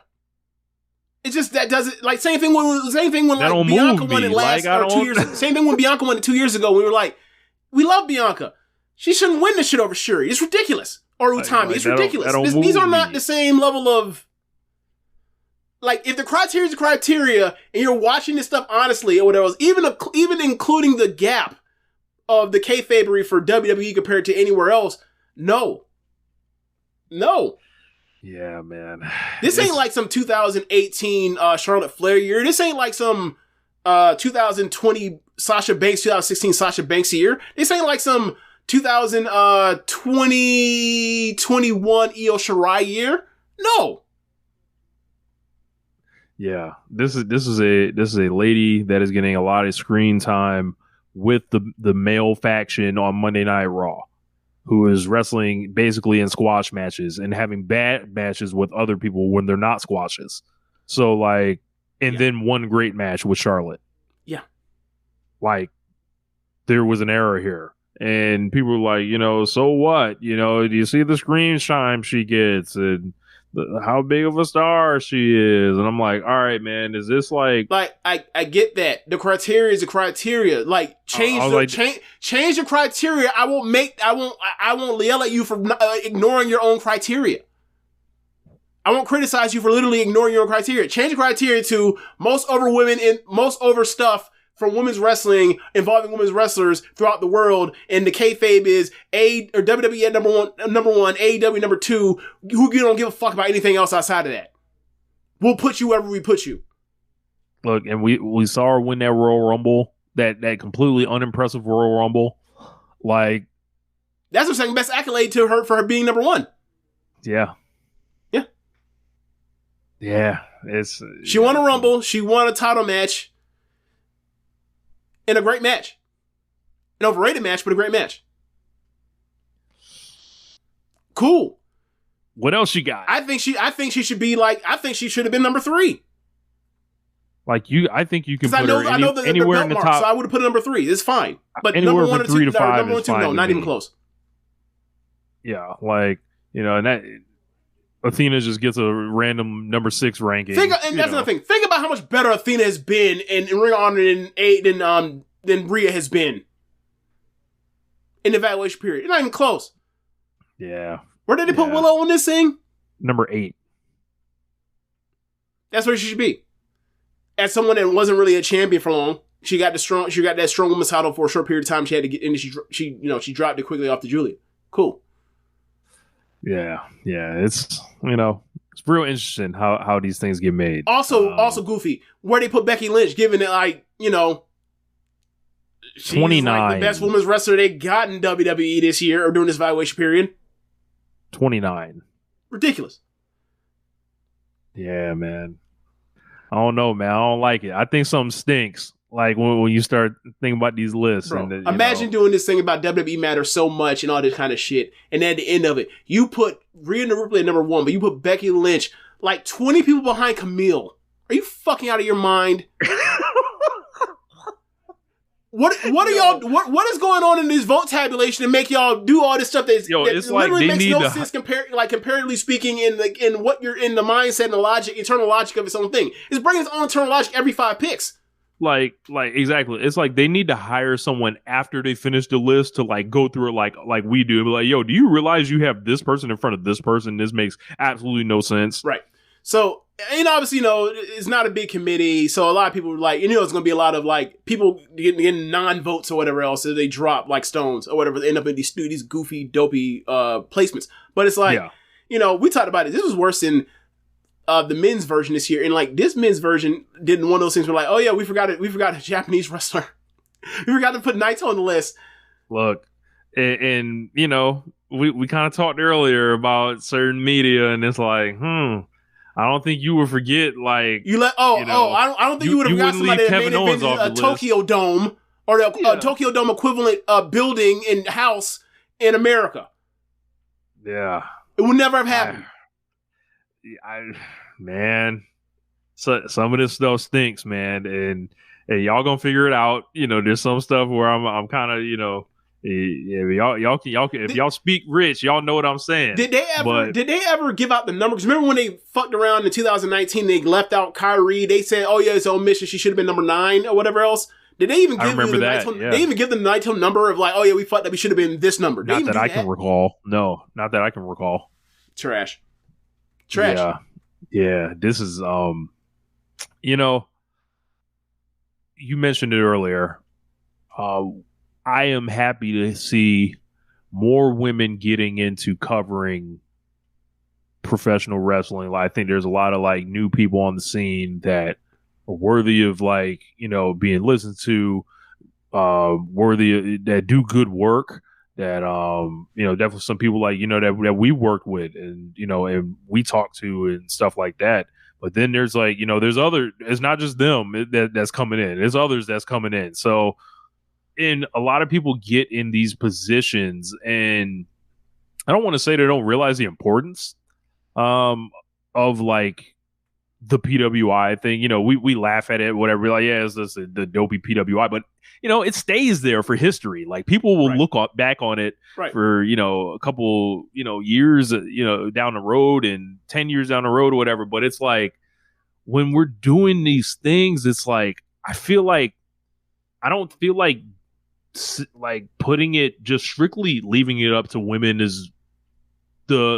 should be just the number one. Like, I don't think guys should be totally devalued in this. I look, and it might not be necessarily a gender thing. It might be I don't care who's running it or doing it, as long as you are actually watching enough women to be qualified to actually put down 250 women, and then you could tabulate, and then it doesn't come out with something that looks ridiculous to someone that actually watches as much women's wrestling as we do.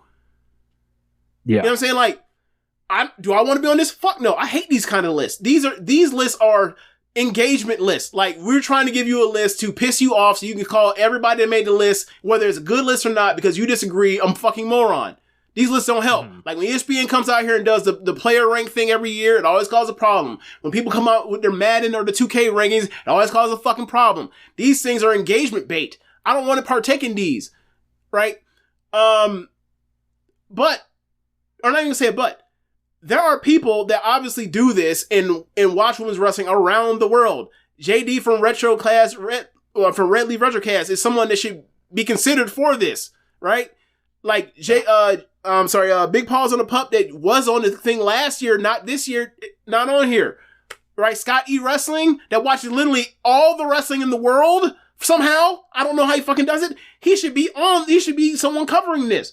Lyric, she should be doing this. She actually watches Japanese women's wrestling. You can't convince me, you cannot convince me, that the people that are on this thing sped out this list and they're watching enough Japanese women's wrestling or enough wrestling from women's wrestling in Mexico, to be able to come up with a list to determine actually this. And I'm like, even if you want to include the kayfabe stuff of, all right, we've tiered this to where WWE's here, AEW's here, everything else is like a distant third, and when it comes into fat and all that kind of stuff, cool for kayfabe, cool.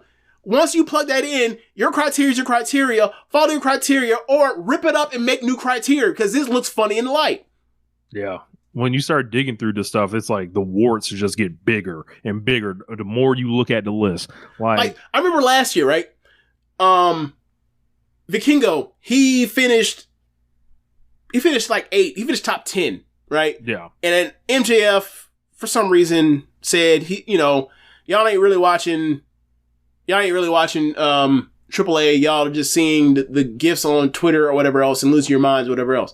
And then I thought it was hilarious. The very next year, this year's list comes out for the men's. What happened? They put Vikingo one spot in front of MJF, who was the fucking AEW world champion. Like, y'all are trolling. That was clearly on purpose, right? I don't know. I don't give a damn if it was a legit thing or not. This looks like it's on purpose, right? Shit looks funny in light, man. Yeah. It looks agenda driven. When like a motherfucker wins the second most prestigious belt in kayfabe in according to your list, also has one of the five or so best matches compared to most people that have watched wrestling all year, and your response is, fuck, I'm putting behind the guy in the promotion. Like, no one like that they're gonna read this actually watches this. It was just funny. And like, we know Vikingo's fucking raw. He had a match in America this year. He's had matches in America that have all been great. That's not my point. My point is, like, you set a precedent, you broke the precedent over your knee, and now you're looking at us like we're the ones that are crazy. Yeah. So hopefully I didn't explain it too poorly, like what I was thinking on that. I'm not saying like women are not qualified to do this. I'm saying is like, yo, I think there should be like, if you're only watching what's on American television to do this, and then you see these lists of people and you're like, I don't know who these people are, I'm not voting for none of these people or whatever else, then maybe you should have like said, I need to either watch this shit or not participate in the voting. Or expand the pool or whatever. Like, right. Because I don't think I'm qualified to watch. I don't think I'm qualified to vote on this. I don't watch Mexican women's wrestling. Mm-hmm. I don't know what the fuck's going on in the UK women's wrestling, or what's happening in Progress WXW with the few women that are there. No, I'm not qualified. I don't watch WWE that much either. I follow it as far as letting people reports on that kind of stuff, and I can look at the cage match, and if it's something I want to watch, I'll go and watch it. But nah. Saw someone in the comments earlier say they need the ONR 500. No, you don't. No, y'all. Look, I'm not good with projects that agonize over this kind of stuff. Nah, don't do that to me. No, ONR 500. What the fuck? Oh my god. That'd be a disaster. Yeah. Every year, too. It would just be... Yeah, that'd be a disaster. Well, how would I write 500 wrestlers down? Right. Now, what I would say is, like, we could do, like, a Social Suplex 500 thing, right? That would be funny. We got a Social Suplex Podcast Network 500. Can't do SS 500. There ain't no SS's. Yeah. Unless they Chevys. Anyway, But yeah, like y'all can, like, we can do that, and I just like I'll stay for voting, and y'all can put it up and be like, I ain't got nothing to do with that. That's them. They're over there. Like, I'm sure they'll get it right, but I ain't had nothing to do with it. Yell at them. At them. Oh man. So yeah, that'll wrap up our PWI stuff until next year. Boy. AEW Dynamite opened with Jay White versus Pentagon. And I loved this match. I thought this was real fun. I thought this was I loved the chopping. You know, you can't go wrong with that. Especially like with Penta basically saying, "Hey man, I'm gonna take off the upper gear and I'm gonna show you the body and we gonna go ahead and slap some meat." Yeah, man, this match is great. Yeah, man, I think it's about that time. I'm gonna ask you something, Rich. Jay White or Seth Rollins?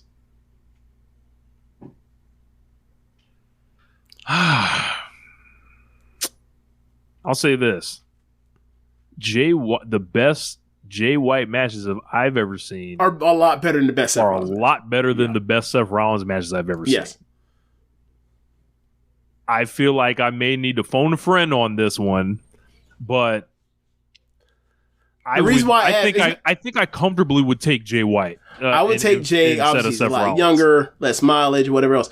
But this question I asked, it wasn't necessarily. I'm interested to see what your answer was, but it was more like I'm curious to ask like Finishell and Chad what they think. Oh, come on now. Because that's they won. Because Jay's been clearly better than him since he showed up to AEW. Clearly better. But you know they like to get down and do the whole thing of, you know, they do all this crazy stuff in their matches. Jay don't do no crazy stuff in his matches. His matches are better than the average WWE really good match. But like this ain't exactly like we're taking the brakes off and we're going to do a Tiger Driver 98. This ain't exactly that. He's chopping people and like doing choke suplexes or sleeper hold suplexes. So like, yeah, man, I just thought it was interesting to think about. Because also it's like, you know, a lot of them with me, I'm like, hey, they had our problems with you know, whatever their gimmick is or whatever their situation is with their promotion or their stable or whatever else. But like, I know they're great wrestlers. But I'm not putting them in that elite tier. I'm not putting them with the Ospreys or whatever else, or the Phoenixes or the Daniels. I'm not doing it. Pages. I'm just not doing it. And like, because it's clear like they don't flash that enough compared to their actual people in that class. But they're great wrestlers nonetheless, and like I'm good with just leaving it like that. But, you know, when we're breaking out tiers of greatness or breaking down, like, splitting hairs for that, it's like, that matters. You have to say, like, nah, they're in this pile. They're not in that pile. So, I just thought I've always had them in the great, not all time or, you know, elite thing. Like, it's been 2 weeks in a row, like, for White, for me, that I've liked, you know, what he's done in the ring. And, you know. I mean, pretty much ever since Collision started, he's been great, man. He's been great. You know, I still think as a character or whatever, or as a promo and personality, he's still dry or whatever else. But like, that's his character. It works for him, right? We got enough goofy people like, around. He's not a cool heel at all. Where people are kind of like Juice Robinson gets to be goofy. The Guns are goofy, and that like people have taken to the group. I don't get the card blade shit at all. Because he was missing a couple shows and they decided like, oh, you're not here, let's do the slight gag of like, he's still here, but it's clearly not him. And like, now he's like, all right, y'all want to bring him out? Cool. Like, Jay White having those cartoon characters around him and him being more the straight man, like, it works for him. It really does. Yeah. But yeah, made in Japan, like, this felt like I was watching another G1 match. Like, I'd be like, yeah, man, I seen Shingo versus Jay White before. Like this, and like I always kind of compare Penta to Shingo in my mind just because they do the same Japan move. Yeah. Okay. But basically, you know, White basically said, spoiler alert, he's going to win the Battle Royal, and they said guns up. So after that, we got backstage with MJF, with Renee. He said he could have ran out there and got his ass handed to him like any dumb baby face in the history, but that's what a good guy would do, and he's a scumbag. He's on commentary, and he's not going to waste his pop from the crowd on a run-in. You just were shown on TV. Your pop has just been wasted already. That's never not how that works. And he hopes Juice wins tonight. It's going to be the left hand of God versus the right hand of the devil. Then Daddy asked, and the Acclaim interrupted. Max said they can, accept the challenge. You can get your belts back, and we can all team up. And he tried to scissor MJF. MJF closed his scissors, which was funny, and said he'll enter the battle royal tonight. He's going to beat MJF next week, and he's going to force MJF to put a ring on it. Wow. That's crazy.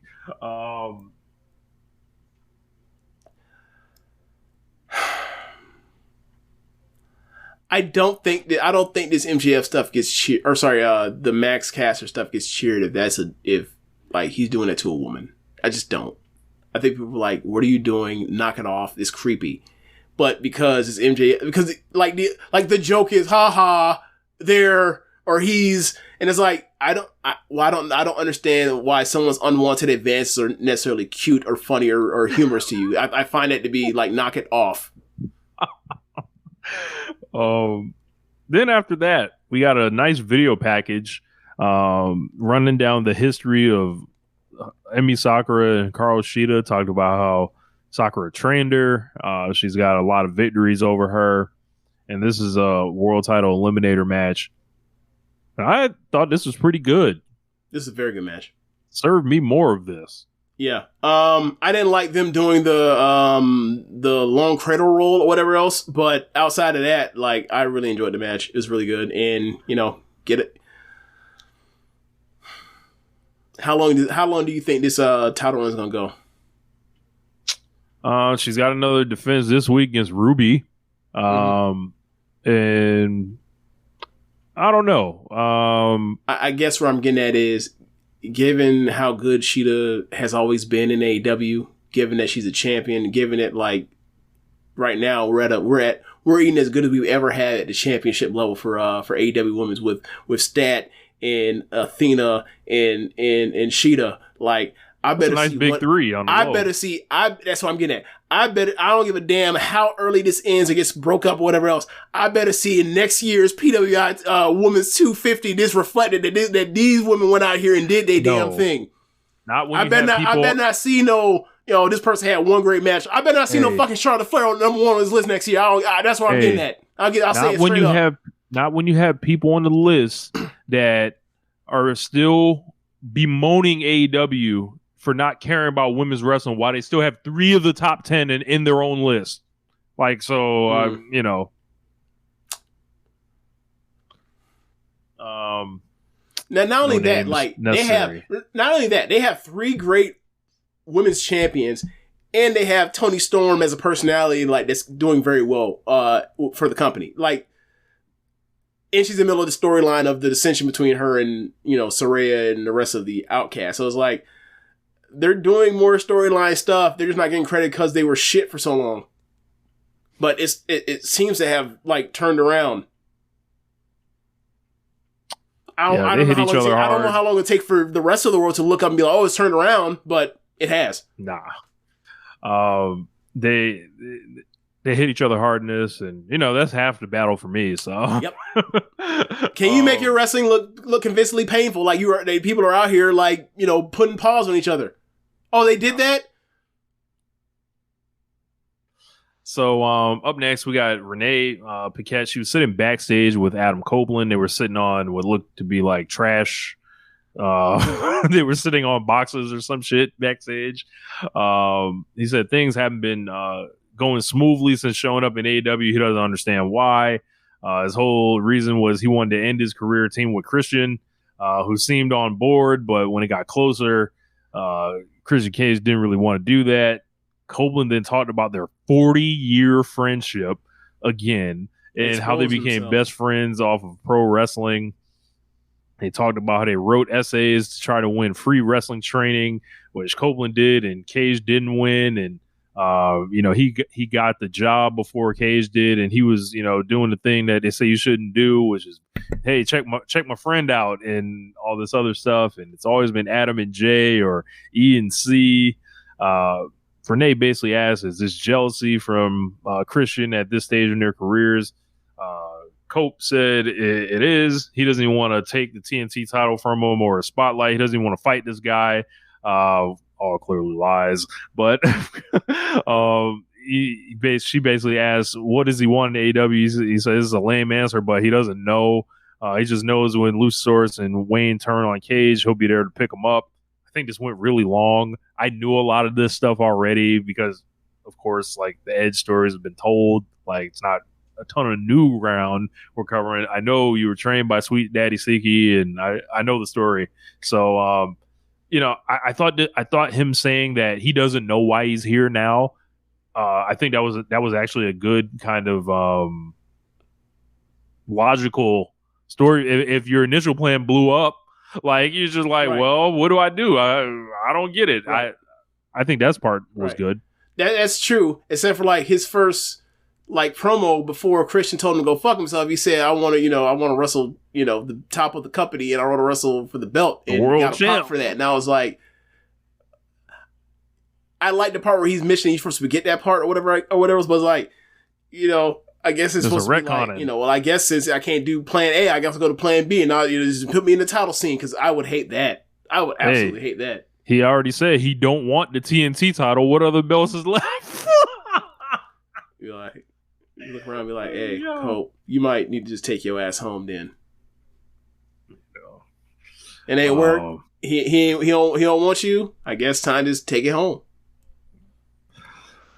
Get back to the ring. Wardlow kills Ryan Nemeth.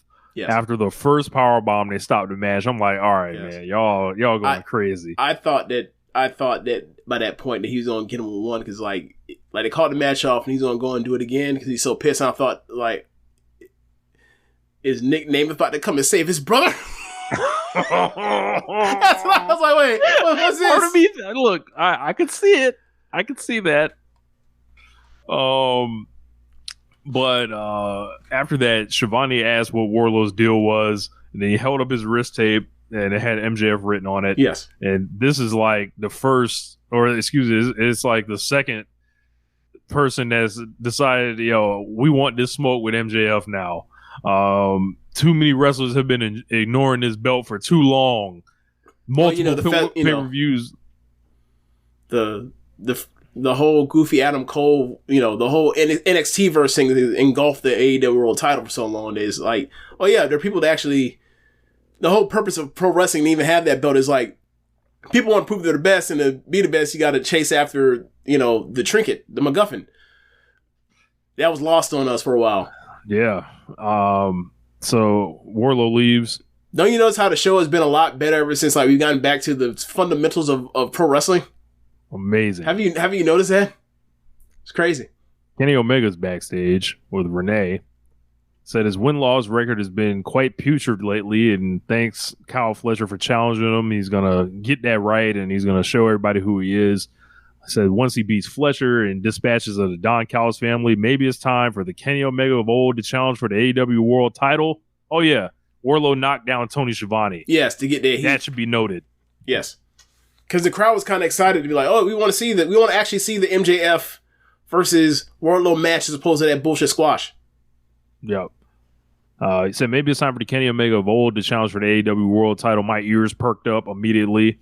Then all of a sudden, MJF walks on the shot, and he said he's always been a massive fan. He shook his hand, and they kind of sized each other up, and everybody was like, whoa, this is a match they've been sitting on for years and years and years and never have done. Yeah.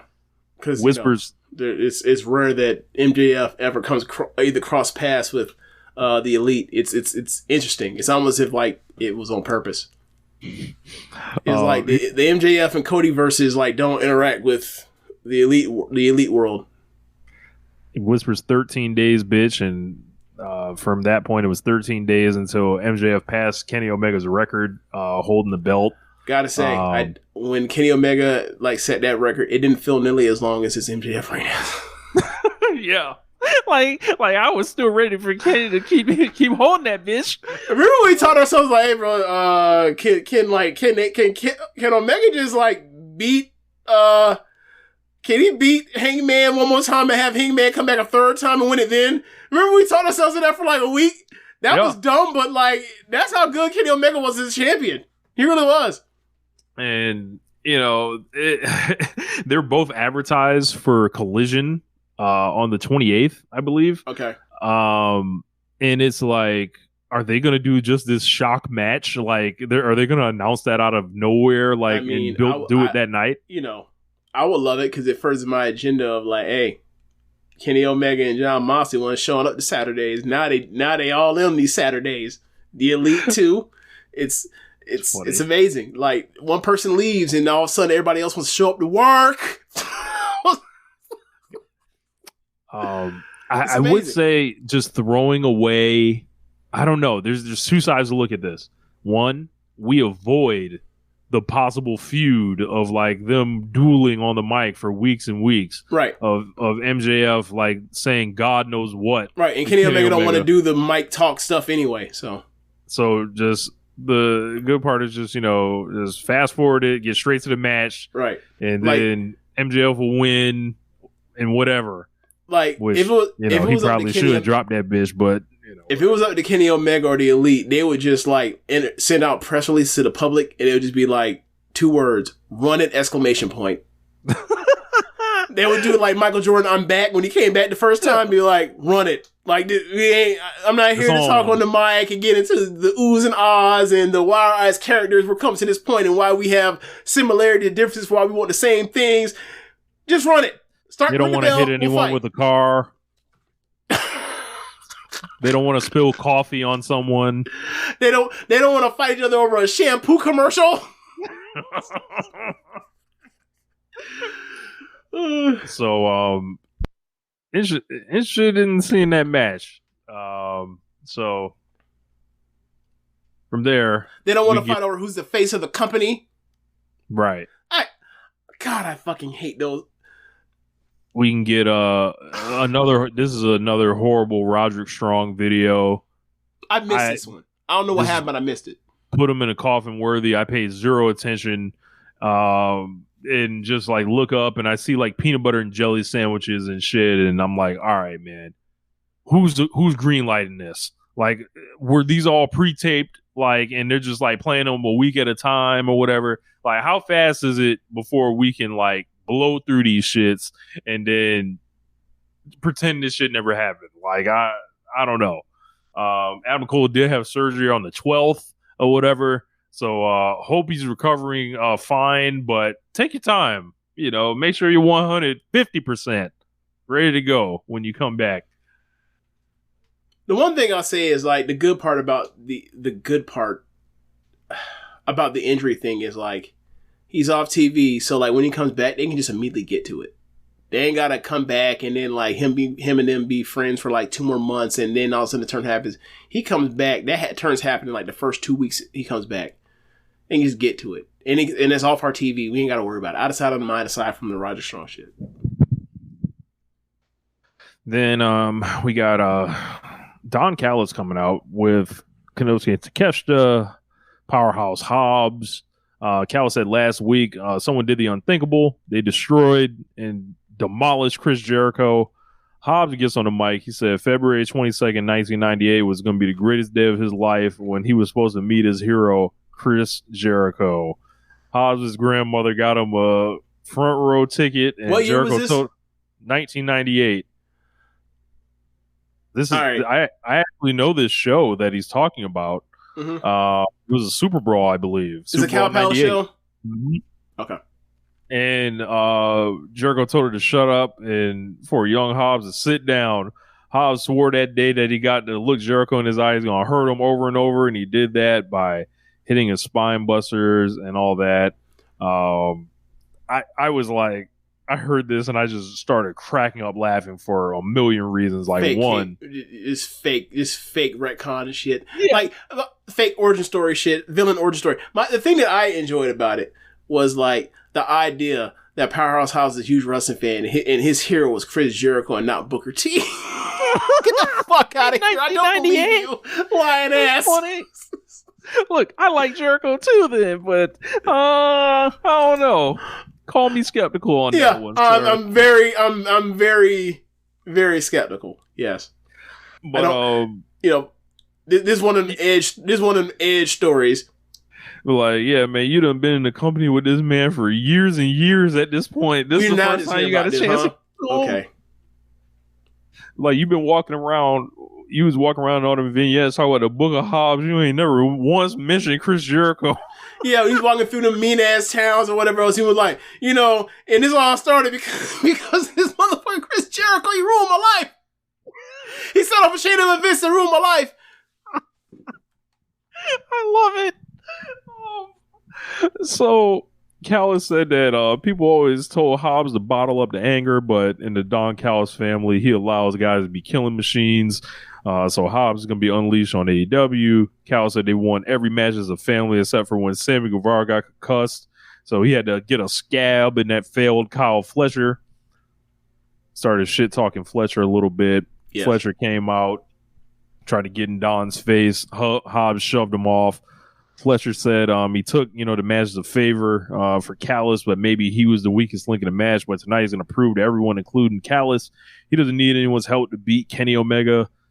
Callis likes his confidence, fires him up. He says if he wins, we'll have an opportunity to talk, more next week about different opportunities and shit. Then we got into Kenny Omega versus Kyle Fletcher. No, hold on. Dr. Larry said the Book of Hobbs is filled with trauma.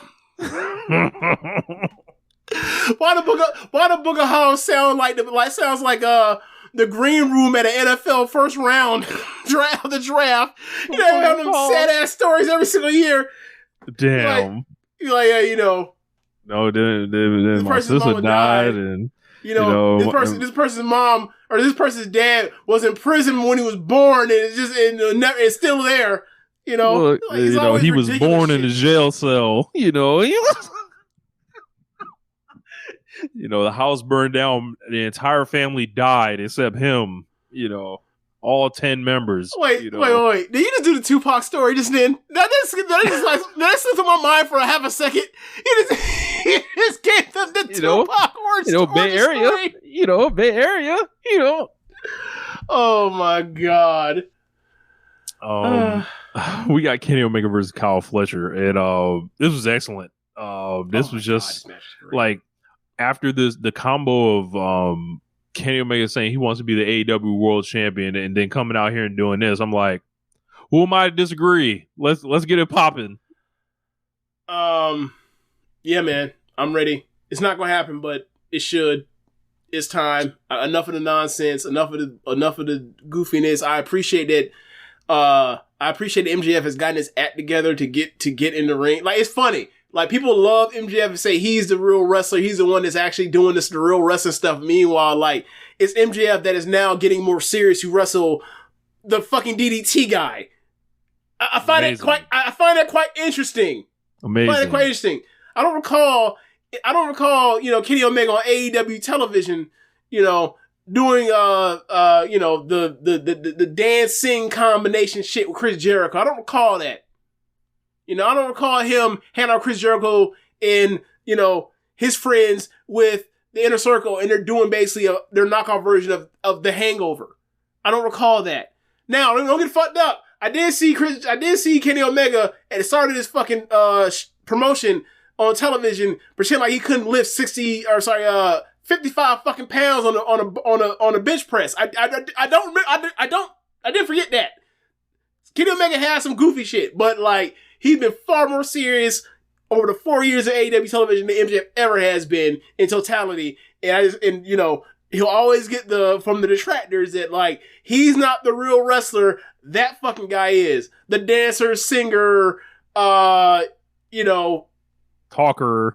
People that come, weird person that comes up with the story about someone's giving him a blowjob and crash a car and they swap the bodies, like all that shit. So yeah, just one point that stories. Yeah. all that shit. But Omega and Fletcher was excellent. This was just high paced wrestling. Great.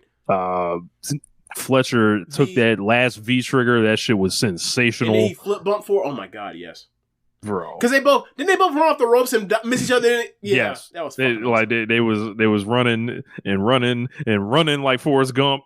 Like the one where he hits the power bomb and bounce off the ropes, hit the V trigger, and then he kicked out. I was like, I know he's kicked out, but it still was awesome. It was great match. Like. Callis is on commentary this whole time, selling out about Fletcher, pissed, obviously shit talking Kenny Omega, but, still trying to motivate Fletcher, but pissed when he loses. So, like, it seems like this could be like two different things. This could be like a seed for Ospreay to turn against Callis or whatever. It could be something where Fletcher just turns babyface on his own. Couple different things, but go out of your way and see this. This was probably the best match of the night. Yeah, and that was like the first 40 minutes of the show, I think. Yep. Yeah. One Wing Angel. And after that, we got a Danhausen vignette. Oh, I remember why I thought that that power bomb into the off the rope V trigger was awesome. Because Omega celebrated and laid on his chest like he had won the match, and then he kicked at 2.999, and like Omega made this face like, I can't believe he kicked out, and I thought it was awesome because it's like the way he sold that he won, like everyone thought that he won off that, and he gave the dude something, like cause when you're not a main eventer, like you're supposed to be beaten by the V trigger according to Ryan Satin, but like nah, the V trigger is an awesome move that people kick out of, and he sold it like it was the greatest thing ever. Lance Archer got a squash in Texas with fresh hairstyle. Yes. Got braided up. Yeah. And all that. It was awesome. Another quality squash from Lance Archer. Excalibur tells us we got the world premiere of Swerve's video, Big Pressure, the remix with Flash Garments is going to air on YouTube. They were walking around at the graffiti park in Houston. Swerve cut a really good promo here. Said he should be excited, but he's not. He should be celebrating with the TNT belt, but he's not because of Hangman Page. Before it was kind of just business or whatever, but now it's personal essentially. And for Hangman to watch out because it's not always you who pays for your actions, which, some people are trying to figure out what is that a threat for. So is he going to whoop? He's going to put one of the Young Bucks in the hospital. Is he going to fuck murk someone close? Yeah. I mean, he gonna fuck up Silver, and then like people gonna be like, see. I mean, he don't fuck with them no more anyway. That's so not the point. He's still gonna feel guilty about it. So from there, Sting, get into it. We talked about earlier, the whole thing with Sting. So he's gonna lay it down. Revolution 2024. So Fountain of Youth, all that stuff. After that, we got RJ City backstage. He was sitting with Tony Storm. They threw to the silent film, the ad break thing, and I paid this is her no second attention. one doing it, right? She did it last week. Yeah. So this is like her version, her own like stylized version of doing like the Sammy Guevara cue cards thing. I think it's cool. Like it's goofy or whatever else, but like I think it's a cool thing to like. We're doing a picture-in-picture commercial thing. Pay attention or don't, whatever. I'm about to say that shit gives me the that's just like an alarm. Like, hey, you can turn your brain off. You don't even have to look at the screen. I mean, the Guevara stuff did that too. But either way, is like it's something for somebody to do, and then like people that like the character and what she's doing, whatever else, just adds to it for people. So if you're into that, cool. It adds nothing for me. I like the character, but this adds nothing for me. Then we got the whole sit down with Jim Ross, Nick Wayne, his mother, and Christian. I think this was all over the map. Jim Ross just having to be in this situation is just like, I feel like Jim Ross is sat between like The Rock and Austin and like Triple H, having Foley, Mick Foley, the Elite, Kenny Omega. Bro, he's sitting in front of Nick. Kenny gets get his ass whooped. Yeah, I'm out of here. I was talking about the one where when Matt called Hangman a jobber from ROH, but yes, Ross was also there too. You know. But now Ross is there on the other side with Nick Wayne's mom and Nick Wayne. Nick Wayne sitting there like he's a high school kid that smokes entirely too much weed, who is high out his mind often and definitely curses at his mother. I thought you were going to say, because this is what I thought, he looked like somebody that's finna be sent on a Scare Straight trip. You want to be he doesn't listen to the rules. Be a little badass delinquent youth. All right, we finna show you. If you don't change your ways, you're gonna be in here with the tossed salad peanut butter and jelly man. You're gonna be in there with the booty warrior, bitch. You're gonna be out here combing the motherfucker's chest hairs. you better tighten up, bitch. Oh, if y'all never heard of the booty warrior, look it up and be careful. See, Rich B suggests people type in wild shit into their search engine. Should I tell the story you had about Shang Tsung? Yes, bro. So Rich was like, "Hey man, I've been watching someone stream like the new Mortal Kombat 1. Like Mortal Kombat of late have had like these different storylines and different let's say universes. They've retconned the stuff and like this new one, it's a new storyline, brand new storyline. So he was like, people have saying that like Shang Tsung has that Shang Tsung may or may not have always been queer, right? And so he was like, what he gave an audio message for this, and all of a sudden he types in, just type in Zesty Shang Tsung. I replied to him, I'm never typing Zesty into any search function. Ever. That's never happening. No. That's not good. Someone reverse searches that and be like, what? Why? Huh? And then also like, what's gonna pop up in the results? What crazy shit I want to see that pop up in the results? So no, man, no thank you. Like, it's just some of the ways Shang Tsung has always talked to people. That man, I put two and two together. That man always has been a soul sucker. Just some of the video I was on TikTok I saw, and it was like people doing their own impressions of like Shang Tsung's voice. He was like, that man walks up on Liu Kang and be like, "Yeah, hey Liu Kang." I'm not going to do it. Let's move on. My point is, Rich will set you up for L's when you for a search. So don't when he suggests, hey, go ahead and type in booty warrior to the fucking search thing, bro. You don't know what kind of crazy, bro. You type in booty warrior into Twitter without no was it adult thing or the adult function, whatever else. You finna see some ridiculous. You finna see something real nasty. So don't listen to Rich.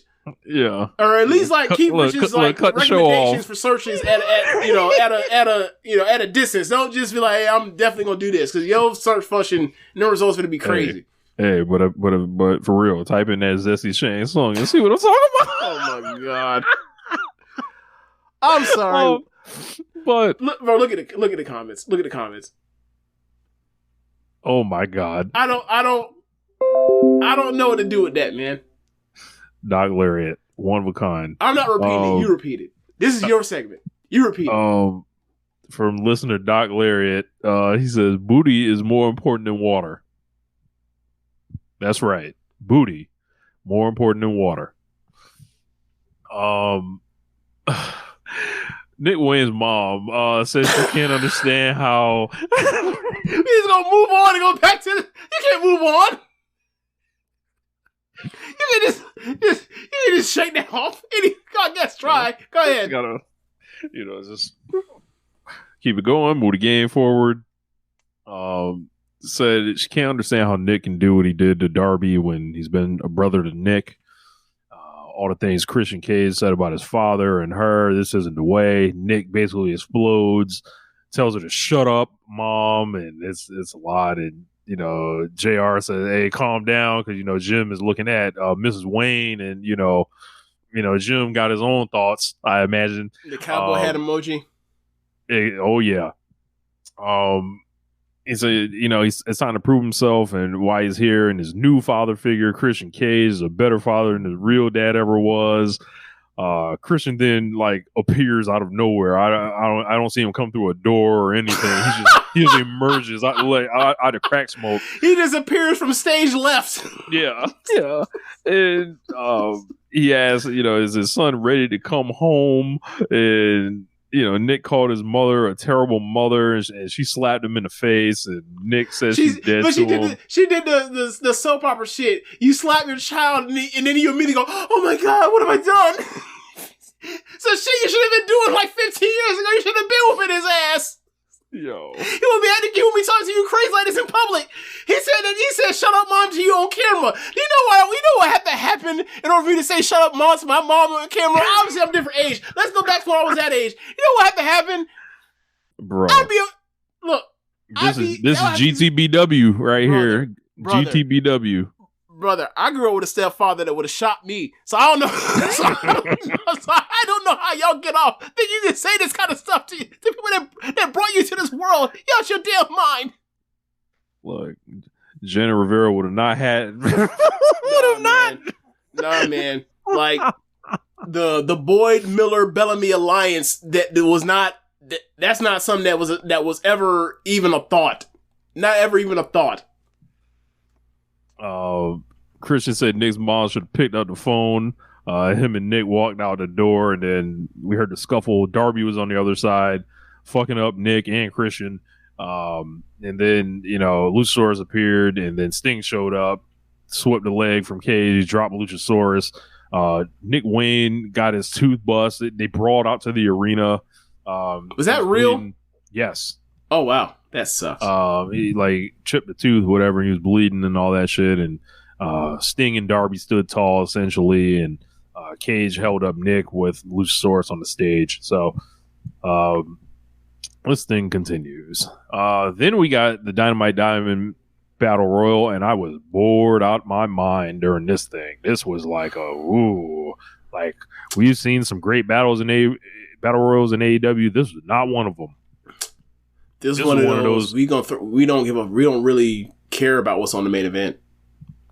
Yeah, this is a sacrifice. Yep. MJF was on commentary, and there was like at least the story was strong. At least the story was strong between what was going on between MJF, Max, and Juice. So at least I can't say that like this was for the wrestling, for the sports entertainment enthusiasts, and I don't mean in no bad way. I mean like sometimes you ain't got a hot match, and sometimes the story has to be strong of like who's going to win to be like the contender, or who's going to set the next match for the actual hot person. And that's what this was. It was a move the card forward situation. I don't think it was, and I wouldn't say it was unsuccessful. It just wasn't necessarily interesting to me. Yeah. Took a while before it got remotely interesting. Yeah. I think some people, they wanted Daniel Garcia to go through, and Caster was getting the people behind him a little bit. He actually did a rap this week, which is better than most of the ones he's done this year. Yeah. So it's almost like I feel like he's sandbagging a little bit. He's like, "Hey, y'all ain't gonna put me in nothing important. I'm just gonna, I'm just gonna come with a normal voice. I'm stuck in the trios with Billy Gunn in 2023. I'm gonna just end the verse where everyone loves the Acclaim instead of like actually going with more of the bars or whatever." But yeah, Juice Robinson won this thing. They set up Juice and MJF next week. So they did the Mystico and Rocky Romero match. I did watch that match from Rampage.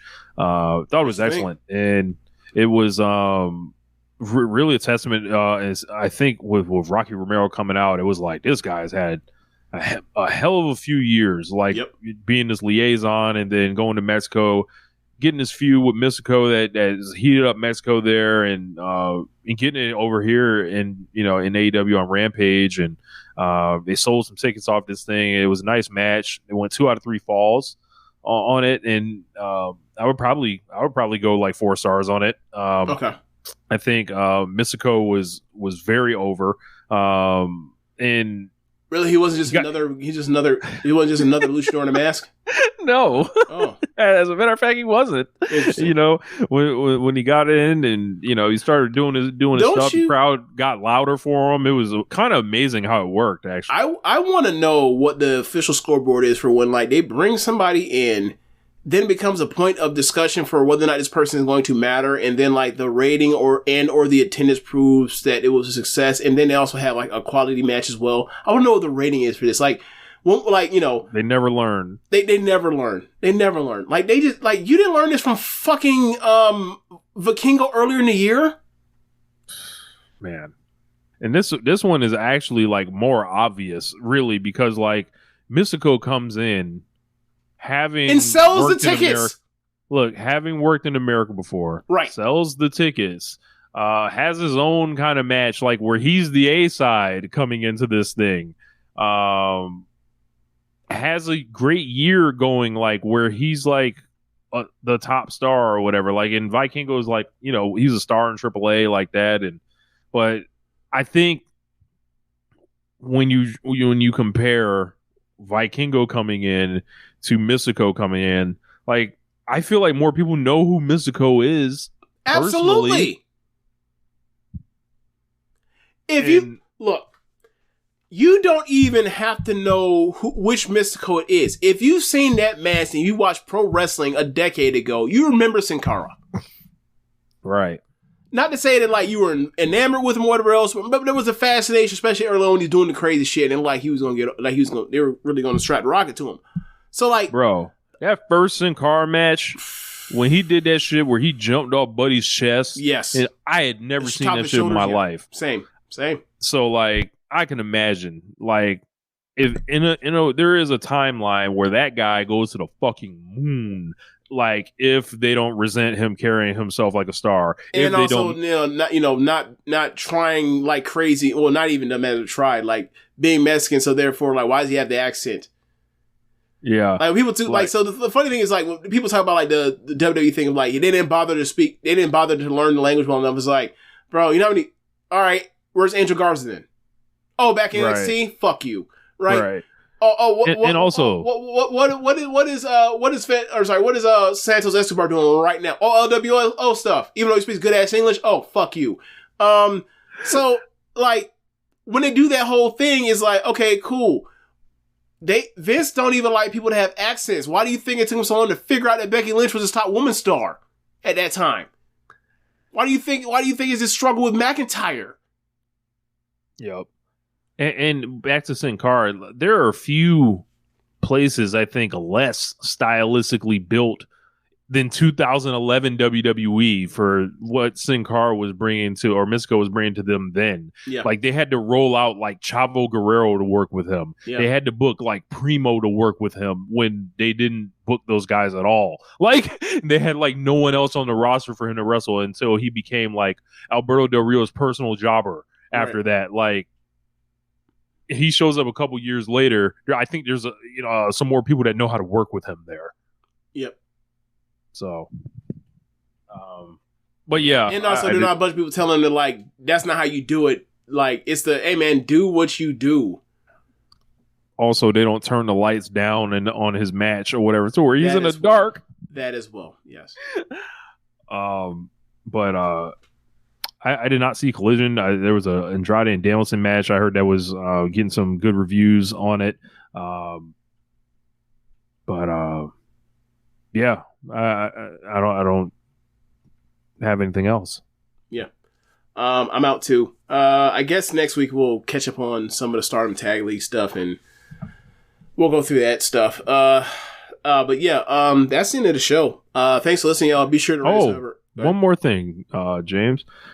Did you see Kazuchika Okada was announced for AEW Dynamite next week? Yes, tag match. It's Danielson and I forgot who Danielson's tagging with, but it's Claudio.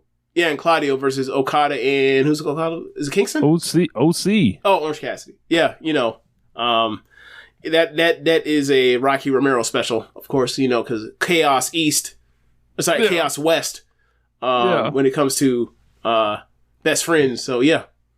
I like the fact Kazuchika Okada can just be called in on a whim. Maybe we're looking at that Okada Danielson rematch that we were kind of thinking was in the works. Hopefully no one breaks their arm this time. So is it too much to get like a backstage segment with Okada walking by Kenny and be like, oh, what are you doing here? Like, just one of those looks. Like, my former tag team partner from earlier this year. Just acknowledge him as that. We'll see. We'll see what happens. That'd be funny. Will they be able to put the translation down in Japanese when they talk to each other? I would love that. Have Kenny Okada just talk Japanese. Yeah, I would love like do it like how don't even translate it. Actually, I look for the motherfuckers like that we were talking like Buddy earlier. You're right. Don't translate it. Do it how they did with Bad Bunny and Ray at Backlash this year. They just go in and they speak. Look, this ain't for you. This ain't for you. Yeah. It will piss them off. And it would piss them off, and they'd be like, why the hell are they doing it? And I'd be like, WWE did it this year on pay-per-view. You forgot already. It was okay when they did it. I guarantee that's exactly what happened. AEW and all these fucking foreigners, and he's not speaking English. That's exactly what would happen. Yeah. WWE did it. You didn't care. Yeah. That would be pretty funny. It would be.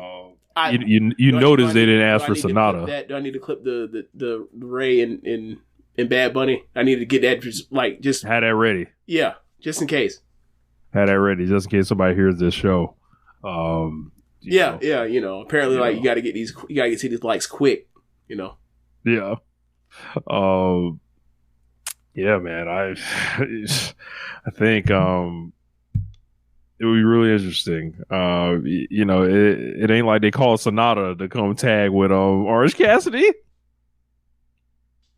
Have we talked about that? We really gotta do a Sonata Naito main event, bro. This is the least exciting main event I think in the history of Wrestle Kingdom. I would have to look. Like, don't quote me. I'm sure maybe there's something like Wrestle Kingdom 2 or 3 that might not hold up, but let's just go from 2015. Let's go actually we'll go to Wrestle Kingdom 8. How about 7? How about that? The Okada Tanahashi era. Wrestle Kingdom 7. Okada versus Tanahashi. Wrestle Kingdom 8. Shinsuke Nakamura versus Hiroshi Tanahashi. Wrestle Kingdom 9. Kazuchika Okada versus Hiroshi Tanahashi. Wrestle Kingdom 10. Kazuchika Okada versus Hiroshi Tanahashi. Wrestle Kingdom 11. Kenny Omega versus Kazuchika Okada. Wrestle Kingdom 12. Tetsuya Naito versus Kazuchika Okada. Wrestle Kingdom 13. Kenny Omega versus Hiroshi Tanahashi. Rich, that whole run of Kazuchika Okada, why, how do you compare that to, the run that, Roman Reigns had at WrestleManias? How do you compare them? You don't. Oh. You do not. Notice, you said, you mentioned, Naito and Omega and Tanahashi. You know, see, they mention old motherfuckers pastors sell by date, Brock Lesnar and Undertaker and Triple H. You notice that? You know what I'm saying? Just give them a bunch of old dudes and they figure it out. Yeah. Wrestle Kingdom 14. Kazuchika Okada versus Tetsuya Naito. After Kazuchika Okada versus Kota Ibushi. Wrestle Kingdom 15. Tetsuya Naito versus Kota Ibushi and Jay White versus Kota Ibushi. WrestleMania 16. Or excuse me, Wrestle Kingdom 16. I think it's Will Ospreay versus Kazuchika Okada, I believe. Yep. A day after Shingo Takagi versus Kazuchika Okada. Yep. Wrestle Kingdom 18. Or excuse me, what was 17? Last year. 17 was last year, 18 is this year. 17 is last year. Kazuchika Okada, Jay White, but we know it was Will Ospreay, Kenny Omega. Is the worst match out of all them Okada matches, that the worst match that Jay White from this year? The Jay White match this year? Or you say Naito from 18? I would say Jay White and Okada this year. Would that still not be at worst the second best Roman Reigns match at WrestleMania? Yes. Would that be the best match at WrestleMania for him? No. I'd probably say the Lesnar match is better. I would go with the Lesnar match. Yeah. If you include the cash-in, definitely. So Naito versus Sonata. Hey man, people are tired of seeing Okada in the main event, so there you go. Look, they don't want Will Ospreay there. They don't want Kenny Omega there. Okay, have at it. Yeah, let's see it. Yeah, y'all have fun. I'll go to sleep. Y'all let me know how it was. I'll wake up the next day and see it. You know, when the LIJ Sickos have rated it like a 9.8 on Cage Match and shit. Rich, I got to tell you, I'm not exactly like planning to go to Japan this year. No, this didn't do it. No, not even close. Look, you could be into Naito and Sonata. Yeah, I know there are some people that are. I expect them to go out there and have a great match. Do I expect them to go out there and have, an all-timer? No. Yeah. But I expect them to go out there and have a great Sonata match. don't exactly produce those. Like, yeah, that's not his thing. So, I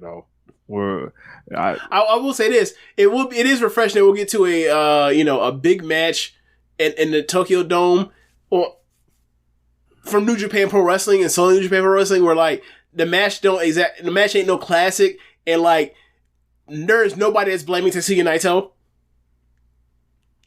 I think a lot of the back and forth when these matches don't hit with Naito is like Naito lazy, broke up ass, and then the Naito fans be like, what about come up with whatever the excuse is. You're like, this one we're all in agreement. It's not Naito's fault when it's on become an all time match. It's Sonata. It's the other guy. We finally all get to unite and be like, nah, man, they let Naito down. We all finally unite.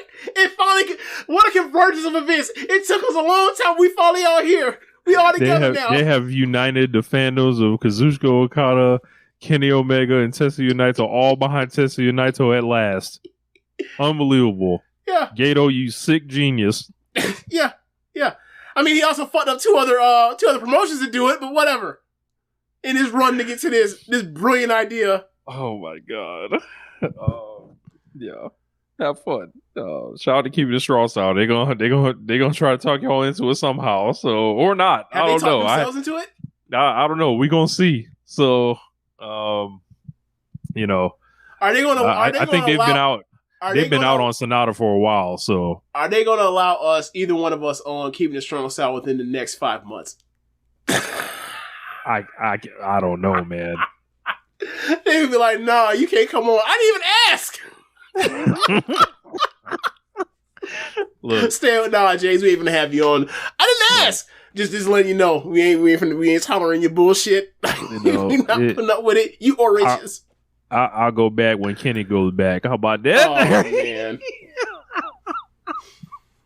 This is a package deal. We travel as a team. Wow. Oh, you like Brock and Vince?